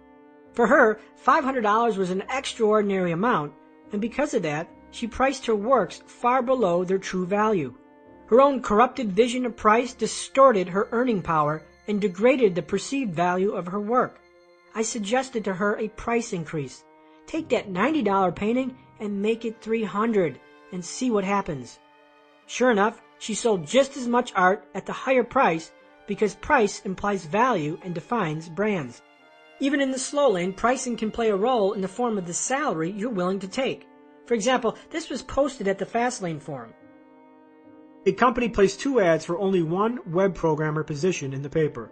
One listed the salary as $120K a year. The other ad listed it for $32K a year. The first higher-paying ad received only 4 responses. The second ad for much less pay got over 100 responses. Most people have a lack of confidence in themselves and their ability and are willing to settle for much less. Are you settling for less in business? Is your warped frame of value corrupting your unrealized potential? The right pricing strategy is crucial to brand building and marketing. The wrong price conveys the wrong meaning. For industries with heavy commoditization, price is crucial. A public relations consultant can charge 30% higher than their competitors, but a gas station can't. While I'm completely heterosexual, I have a fascination with designer purses because I admire their pricing strategy. How does a handbag sell for $4,000 when it probably cost them less than $100 to produce? Branding and marketing. Price is a part of the brand build. Price is one of the many ways to get into the consumer's head. To use price for your brand, you have to convince the consumer of value beyond the cost of its practicality. What makes you different from the rest? Why should someone pay you more? As a marketer, you have to drill down into your buyer's mind and get your brand differentiated. Own the consumer's mind and you own the consumer. Chapter Summary, Fastlane Distinctions. Marketing and branding, the queen, is the most powerful tool in your Fastlane toolbox. Businesses survive, brands thrive. Businesses have identity crises, brands don't. Identity crises force business owners into price commoditization. Unique selling propositions, or USPs, are the keys to your brand and differentiate your company from the rest. People have a natural disposition to be unique and unlike everyone else. To succeed in marketing, your messages have to break above the advertising clutter or noise. Polarization is a great above-the-noise tool if your product targets a polarized audience, usually politics, minority opinions, and even sports teams. Sex sells and always draws eyeballs.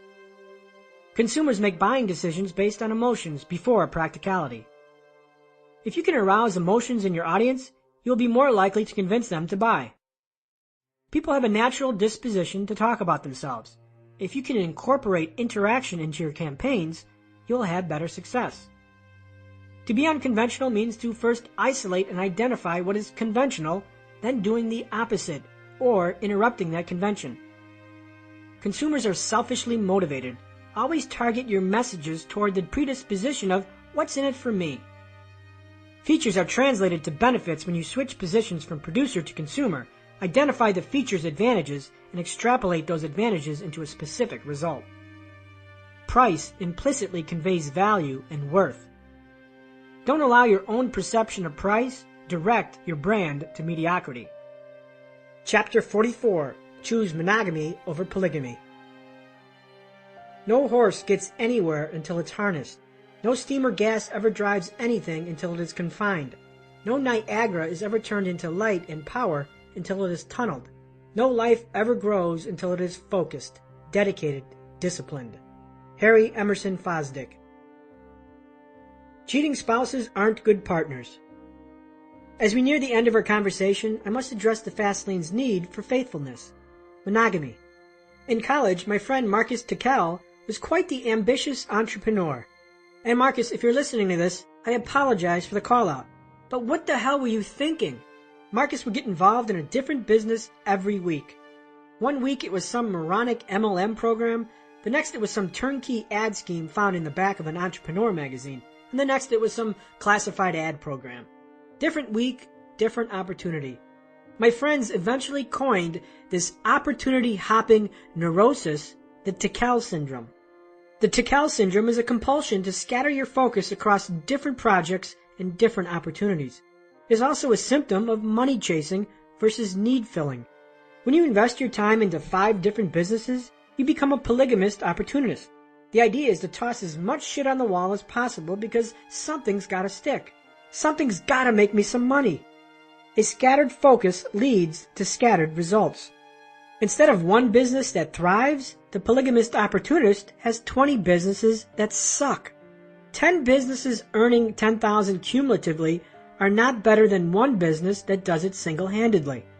When you segregate your effort among assets, you build weak assets. Weak assets don't do heavy lifting, and they don't build strong pyramids. Weak assets do not generate speed. Weak assets do not scale to multi-million-dollar valuations. Weak assets do not accelerate wealth. They build income to pay for the month's bills, only to start over again next month. I forayed into polygamy when I started another web business that mimicked the model of my current company. Once launched, the new web business siphoned time away from my core breadwinning company. In effect, I cheated on my spouse, and it showed. Time once allocated to my thriving company now went to the infant company. The results were not good, and I had 4 options. Number 1, continue cheating on my existing business. Number 2, hire someone to manage the existing business. Number 3, hire someone to manage the new business. Or 4, discontinue the new business. Ultimately, I discontinued the new company because I reasoned that hiring additional employees would inject management time into my life. Monogamy leads to crazy fun polygamy. I don't know any highly successful polygamist opportunists unless they were monogamous first. Seriously, think about it. The richest people in the world got rich by focusing on one core purpose and not diverting focus. LeBron James wouldn't be any good at basketball if he spread his interests around. He focused on one thing and one thing only, basketball. He ate, slept, and shit hoops. Now with his legendary status and millions in net worth, he can afford to be polygamous with his interests. To hit the top of your game, business or otherwise, you have to eat, live, and shit your thing. If you're dabbling in 10 different things, your results will be dabbling and unimpressive. Focus on one thing and do it in the most excellent way. Some of the greatest tech entrepreneurs built impressive companies by 100% committed focus, not diverted attentions into other ventures. Then, after successful entrepreneurs hit the mother lode of wealth, then and only then do they divert into other ventures that deviate from their core business. In other words, their monogamy led to polygamy. What's usually the first thing an entrepreneur does after they sell their company for $50 million? They go out and invest in multiple companies, get involved in philanthropy, and spread out their passions. Why is polygamy now possible? Money. Money buys systems, like human resource systems, and money systems that buy time. Fastlane success comes from monogamy, not split attentions among wives and mistresses. It's marriage. Yes, good old-fashioned monogamy. Focus on one Fastlane business and kick ass at it. Chapter Summary, Fastlane Distinctions. Tickell syndrome sufferers are polygamist opportunists who opportunity hop. A weak business commitment commits you to weak assets. Weak assets do not accelerate wealth. The most successful entrepreneurs lived their business and were 100% committed to it. Successful business monogamy can lead to successful business polygamy. Chapter 45. Put it together. Supercharge your wealth plan. Your choices are made in a moment, but their consequences will transcend a lifetime. MJ Demarco. Give wealth a supercharger. The journey of 1,000 miles begins with one step. I've spun a lot of information your way, and it's time to put it together and take your first step. It's time to unfold your process with concerted action. You now have the necessary psychological and mathematical framework that will give you better probabilities for wealth. To start your Fastlane financial road trip, strap on the Fastlane Supercharger, which is an acronym for the Fastlane process. Number 1, formula, F in the Fastlane Supercharger. Wealth is a formula and a systematic process of beliefs, choices, actions, and habits that form a lifestyle. Wealth is a process, not an event. 2, admit, the A in Fastlane Supercharger. Admit that the preordained path to wealth, get rich slow, is fundamentally flawed because of uncontrollable limited leverage, weak mathematics predicated on time, wealth equals job plus markets. Admit that get rich quick exists. Admit that no plan is not a good plan. Admit that luck is the residue of engagement. Number 3, stop and swap, the S of Fastlane Supercharger. Stop following the wrong roadmaps. Stop doing what you've been doing. Stop selling your soul for a weekend. Stop thinking that 401ks and mutual funds will make you rich. Swap ineffective roadmaps for the Fastlane roadmap. Swap your allegiances from consumer to producer. Number 4, time, T in the Fastlane Supercharger. Time is the king asset of the Fastlane, specifically free time. Invest in activities that will grant free time. Avoid time thieves, such as parasitic debt that transfigures free time into indentured time. Invest time into a business system that can transform indentured time into free time.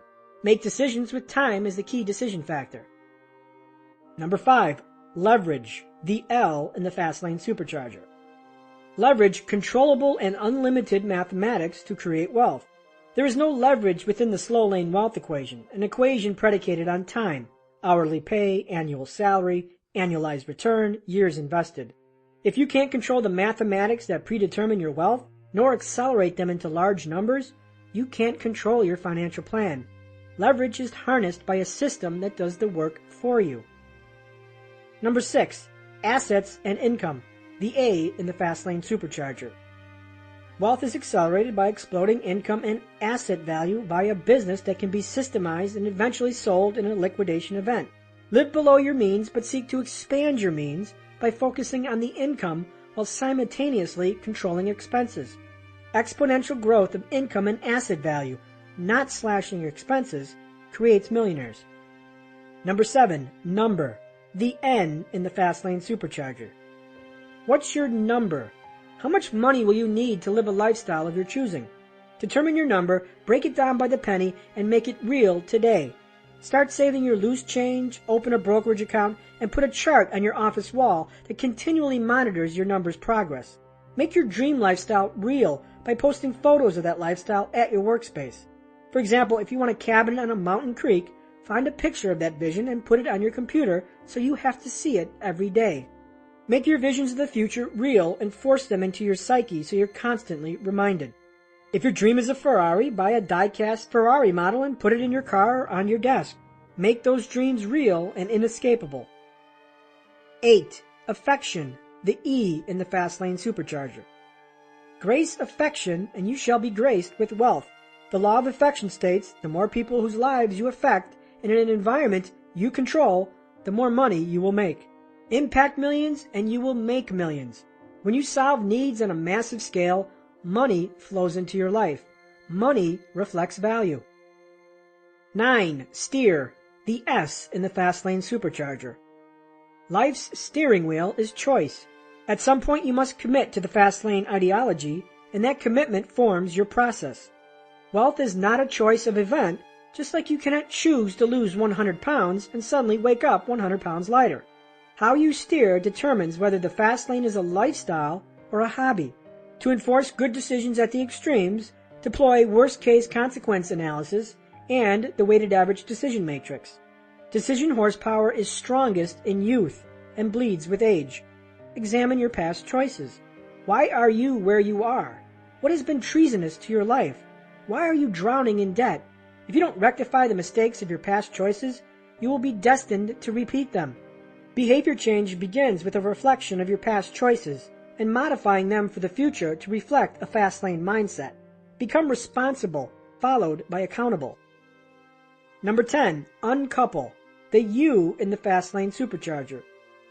Officially uncouple from the slow lane wealth equation by creating your business structure in a favorable Fastlane entity, a C or S corporation or an LLC. Thereafter, your entity is the body of your surrogate business system. It pays itself first and the government last. It survives time separate from your time. It is your first step at creating an asset. Number 11. Passion and purpose, the P in the Fastlane supercharger. With a business entity and a dollar figure that outlines your dream life, you will need a passion and a purpose to fuel you into habitual action. Don't confuse passion with do what you love. Passion burns your soul and drives you to do whatever it takes.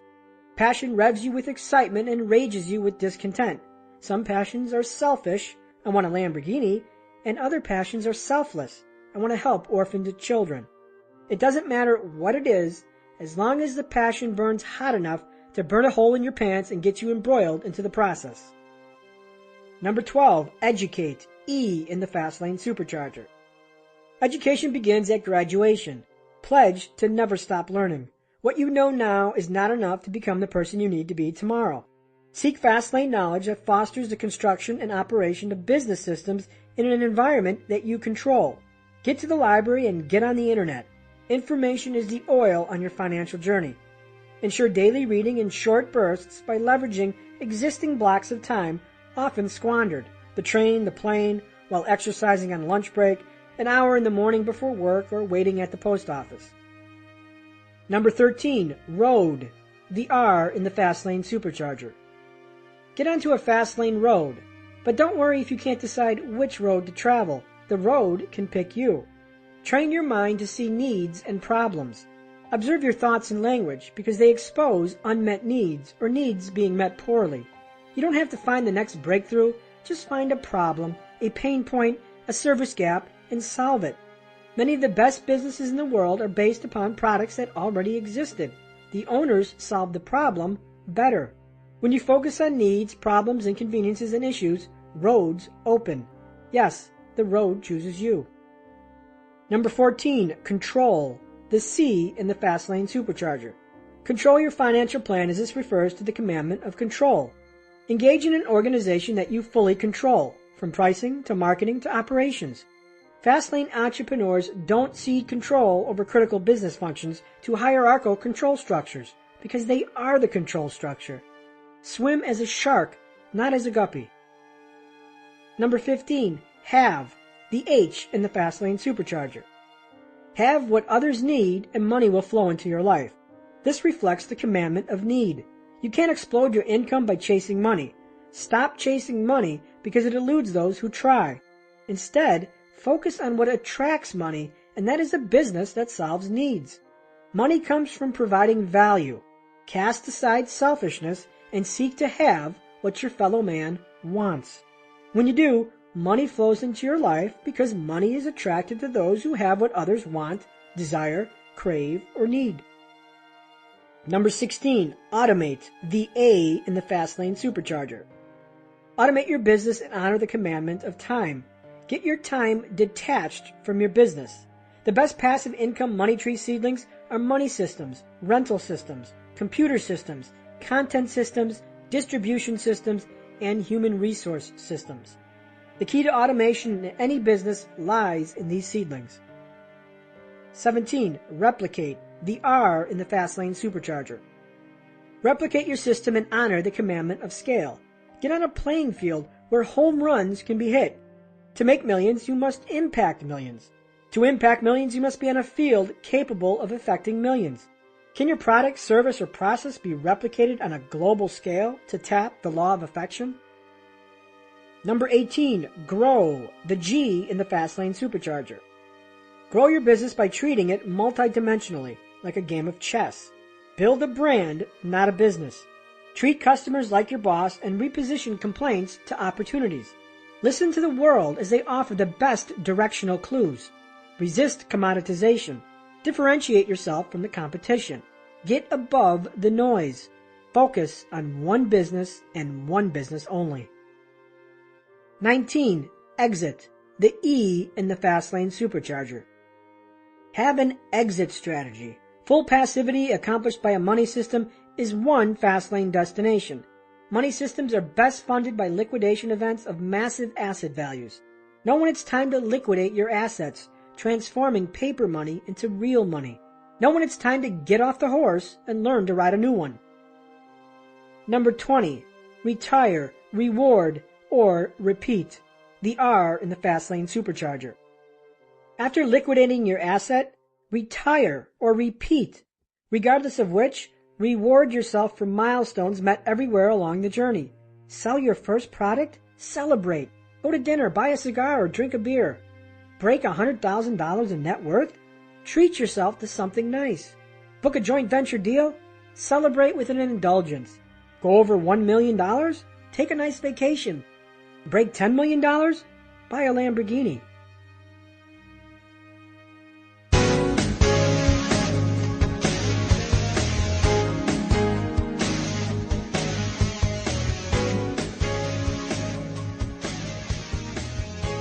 Sir, we're closing. The Fastlane road trip isn't a destination, but a personal journey, and that journey becomes your life and your process. You will discover that the journey is worth living as long as your dreams are alive and have probability. It doesn't matter where you start, but how you proceed. The garage door to an exceptional life is open. Leave behind the past that keeps you grounded and take to the road. All Fastlaners start in similar straits of life turbulence. But MJ, I have a mountain of credit card debt. But MJ, I have a job stocking shelves at the supermarket. But MJ, I have no time after work. But MJ, my wife hates my business ideas. Beware of the buts, because they do just that. They grind your butt into the couch, doing nothing. Excuses never made anybody rich, and we all have them. Stop being like everyone else and start taking action. Make a choice today that can change the course of your life forever. So wow, we have been here a long time. The sun has set, and the coffee shop attendant has flipped the closing sign. I want to thank you for joining me. If you want to discuss Fastlane theory further, hit your browser to FastlaneEntrepreneurs.com or thefastlaneforum.com. If this book has inspired you or changed your life, please tell a friend or let me know at mj.demarco@yahoo.com. So I hope the Millionaire Fastlane has awakened your dreams and given them a chance to live. Always remember, if your dream is alive, guess what? You're already living the dream. I hope everything for you, and maybe that perhaps someday your impact on the world will reverberate throughout the years and you can reflect on that simple choice made long ago, that choice to pick up a book and read it. To your dreams, good luck, and God bless. This has been the Millionaire Fastlane. Crack the code to wealth and live rich for a lifetime. Written and narrated by MJ Demarco. Content copyright and production copyright 2012 by Viperian Corporation. Audible hopes you have enjoyed this program. The Millionaire Fastlane. Crack the code to wealth and live rich for a lifetime. Written and narrated by MJ Demarco. Copyright 2012 by Viperian Publishing Corporation, Phoenix, Arizona. No part of this audiobook may be reproduced in any form by electronical or mechanical means, including information storage and retrieval systems, without written permission from the publisher. The information presented herein represents the view of the author as of the date of publication and is presented for informational purposes only. No part of this audio publication may be misconstrued as legal, accounting, or professional advice, and solely represents the opinion of the author. Due to the rate at which conditions change, the author reserves the right to change or alter his opinion based on new conditions. While every attempt has been made to verify the information in this book, neither the author nor his affiliate partners assume any responsibility for errors, inaccuracies, or omissions. And now, we present to you the audiobook, The Millionaire Fastlane by MJ Demarco.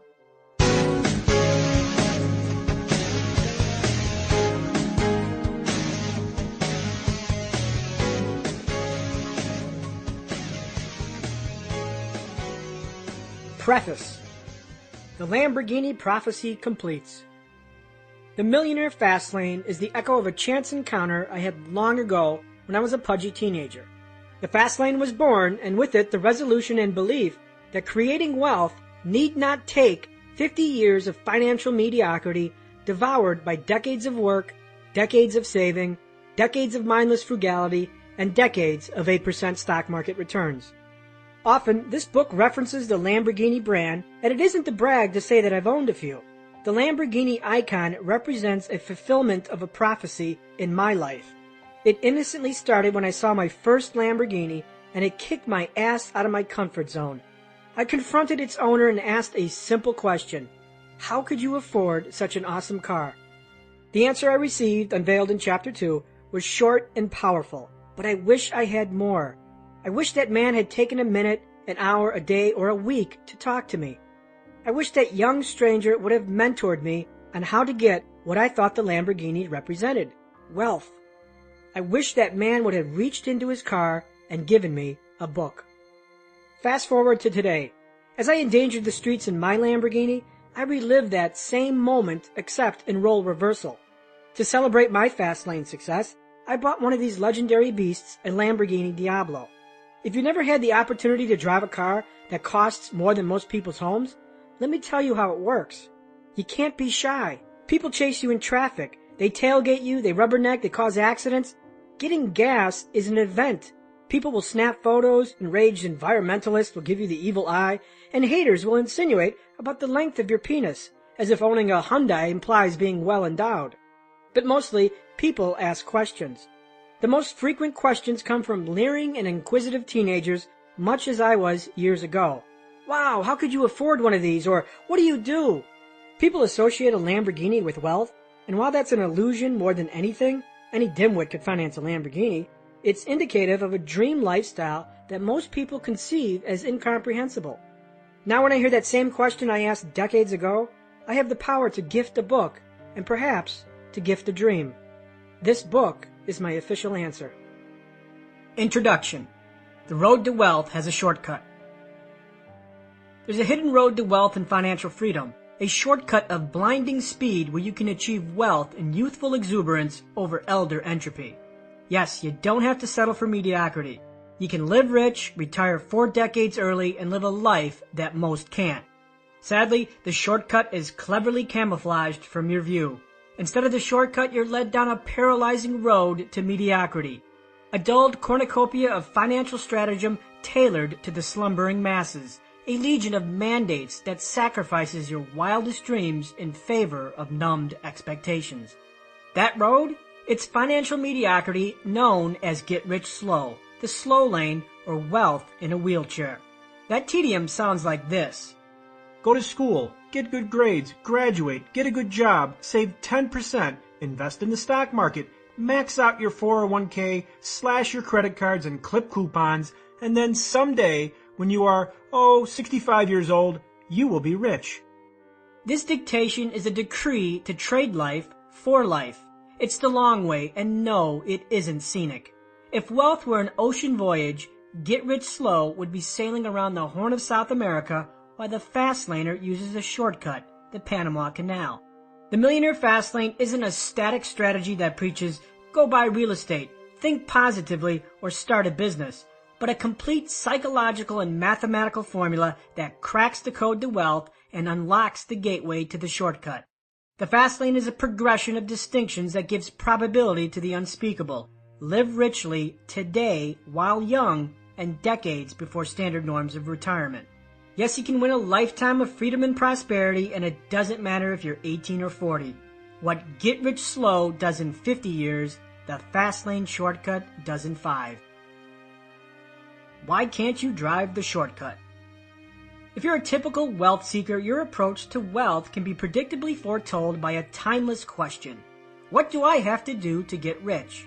The quest for the answer, wealth's holy grail, throws you into a mode of pursuit where you chase down a variety of strategies, theories, careers, and schemes that supposedly will bring great wealth into your lap. Invest in real estate, trade currencies, play pro ball. What do I have to do? Screams the wealth seeker. No, please stop. The answer is more about what you've been doing than what you haven't. There's an old proverb that's mutated a few times, but the gist is this. If you want to keep on getting what you're getting, keep on doing what you're doing. The translation? Stop. If you aren't wealthy, stop doing what you're doing. Stop following the conventional wisdom. Stop following the crowd and using the wrong formula. Stop following the roadmap that forsakes dreams and leads to mediocrity. Stop traveling roads with punitive speed limits and endless detours. I call it anti-advice, and much of this book follows this prescription. This book lists nearly 300 wealth distinctions designed to crack the code to wealth and get you off your current road and onto a new road where you can expose wealth's shortcut.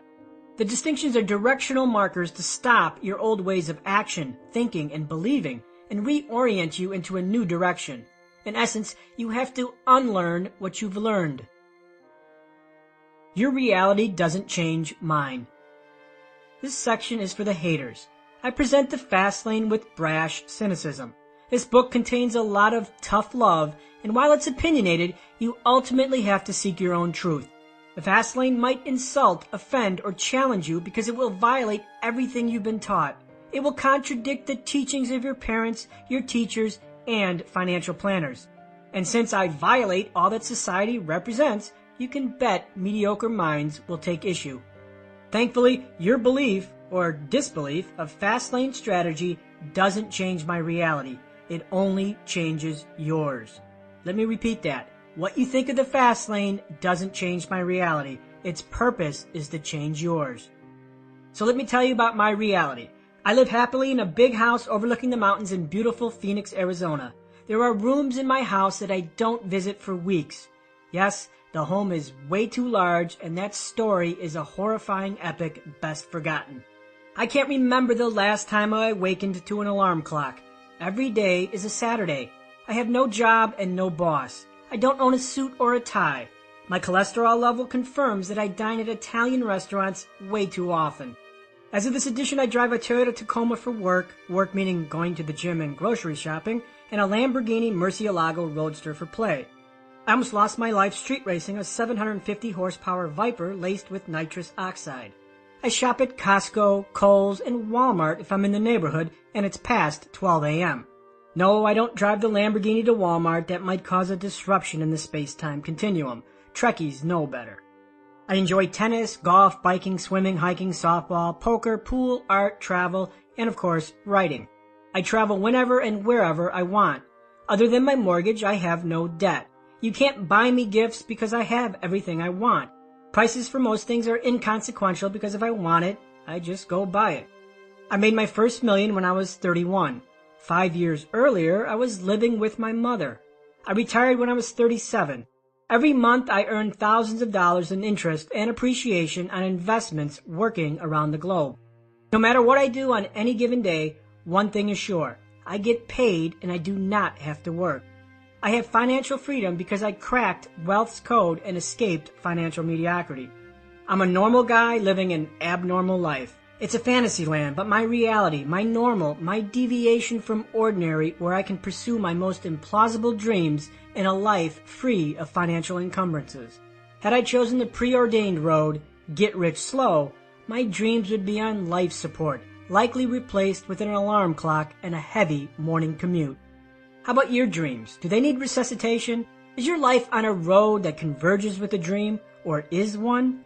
If your dreams have lost probability, it's possible Get Rich Slow has killed them. Get Rich Slow criminally asks you to barter your freedom for freedom. It's an insane trade and a dream destroyer. Alternatively, if you travel the right roads and leverage the right roadmap, you can resurrect your dreams to possibility. Yes, as a fast lane traveler, you can create wealth fast, screw Get Rich Slow, and win a lifetime of prosperity, freedom, and dream fulfillment, just as I did. If this book hasn't found you early in life, don't worry. The fast lane doesn't care about your age, your job experience, your race, or your gender. It doesn't care about your F in 8th grade gym class or your beer-drinking reputation in college. The fast lane doesn't care about your Ivy League college degree or your Harvard MBA. It doesn't ask you to be a famous athlete, actor, or finalist on American Idol. The fast lane is merciful on your past if you just unlock the gateway into its universe.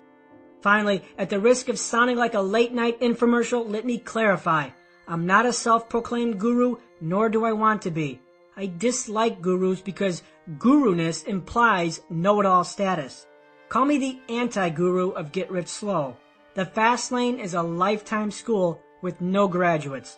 20 plus years into this, and I humbly admit I have more to learn. Sorry, no 4-hour work week here. First, let's get something clear. This isn't a how-to book. I'm not going to tell you every nuance how I did it because how I did it isn't relevant. This book doesn't contain a list of websites that outline ways to outsource your life. Success is a journey, and it can't be outsourced to India in a 4-hour work week. The Millionaire Fastlane is like a yellow brick road paved in psychology and mathematics that puts the odds of massive wealth in your favor. During my Fastlane journey of discovery, I always sought the absolute infallible formula that would lead to wealth. What I found instead was ambiguity and subjective imperatives like be determined, or persistence pays, or it's not what you know but who. While these tidbits compiled part of the formula, they didn't guarantee wealth. A workable formula uses mathematical constructs and not ambiguous statements. Does wealth have a mathematical formula, a code that you can exploit to tilt the odds in your favor? Yes, it does, and the fast lane quantifies it. Now for the bad news. Many wealth seekers have false expectations about money books and think that some fairy guru will do the work. The road to wealth has no escort, and it's always under construction. No one drops millions on your lap. The road is yours to travel and yours alone. I can open the door, but I can't make you walk through it. All I can be is that creepy munchkin pointing off in the distance with a stern directive. Follow the yellow brick road. The fast lane is that road. Coffee with a Multimillionaire. I've approached this book conversationally as if you're my new friend and we're having coffee in a quaint neighborhood cafe. That means my intent is to educate you, not to upsell you into some expensive seminar, membership website, or some back-end marketing funnel. While I interact with you as if you're my new friend, let's face it, I don't have a clue who you are. I don't have intimate details about your past, your age, your biases, your spouse, or your education. Therefore, I need to make some general assumptions to ensure that our conversation seems personal to you. These are my assumptions. You look around your life and think, there's got to be more. You have big dreams, yet you're concerned that the road you're traveling will never converge with those dreams.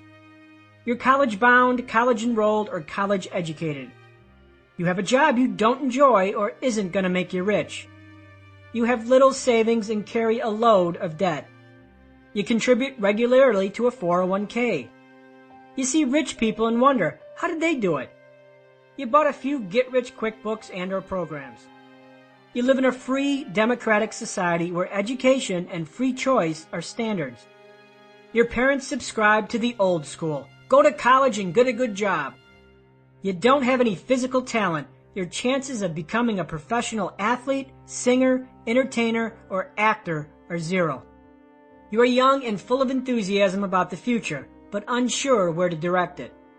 You're older and have been in the workforce for some time. After all these years, you don't have a lot to show for it and are tired of starting over. You put your heart and soul into a job only to be laid off due to bad economies or cutbacks. You've lost money in the stock market or traditional investments championed by mainstream financial gurus. If some of these assumptions reflect your situation, this book should have an impact. How this book is organized. At the conclusion of each chapter, there is a subsection titled Chapter Summary, Fastlane Distinctions, which chronicles the critical distinctions to Fastlane strategy. Don't ignore these. They're the building blocks to engineering your Fastlane. Additionally, the stories and examples in this book come from the Fastlane forum and other personal finance forums. While the stories are real and come from real people with real problems, I've changed the names and edited the dialogue for clarity. And finally, feel free to discuss Fastlane strategy with thousands of others at the Fastlane forum, thefastlaneforum.com. When the Fastlane changes your life, stop by and tell us how, or email me at mj.demarco@yahoo.com. It took me years to uncover and assemble the Fastlane strategies, learn them, use them, and ultimately make millions. Bored, retired, and yes, still young with hair, I give you the Millionaire Fastlane. Crack the code to wealth and live rich for a lifetime. Fasten your seatbelts, grab a $10 latte, and let's go on a road trip.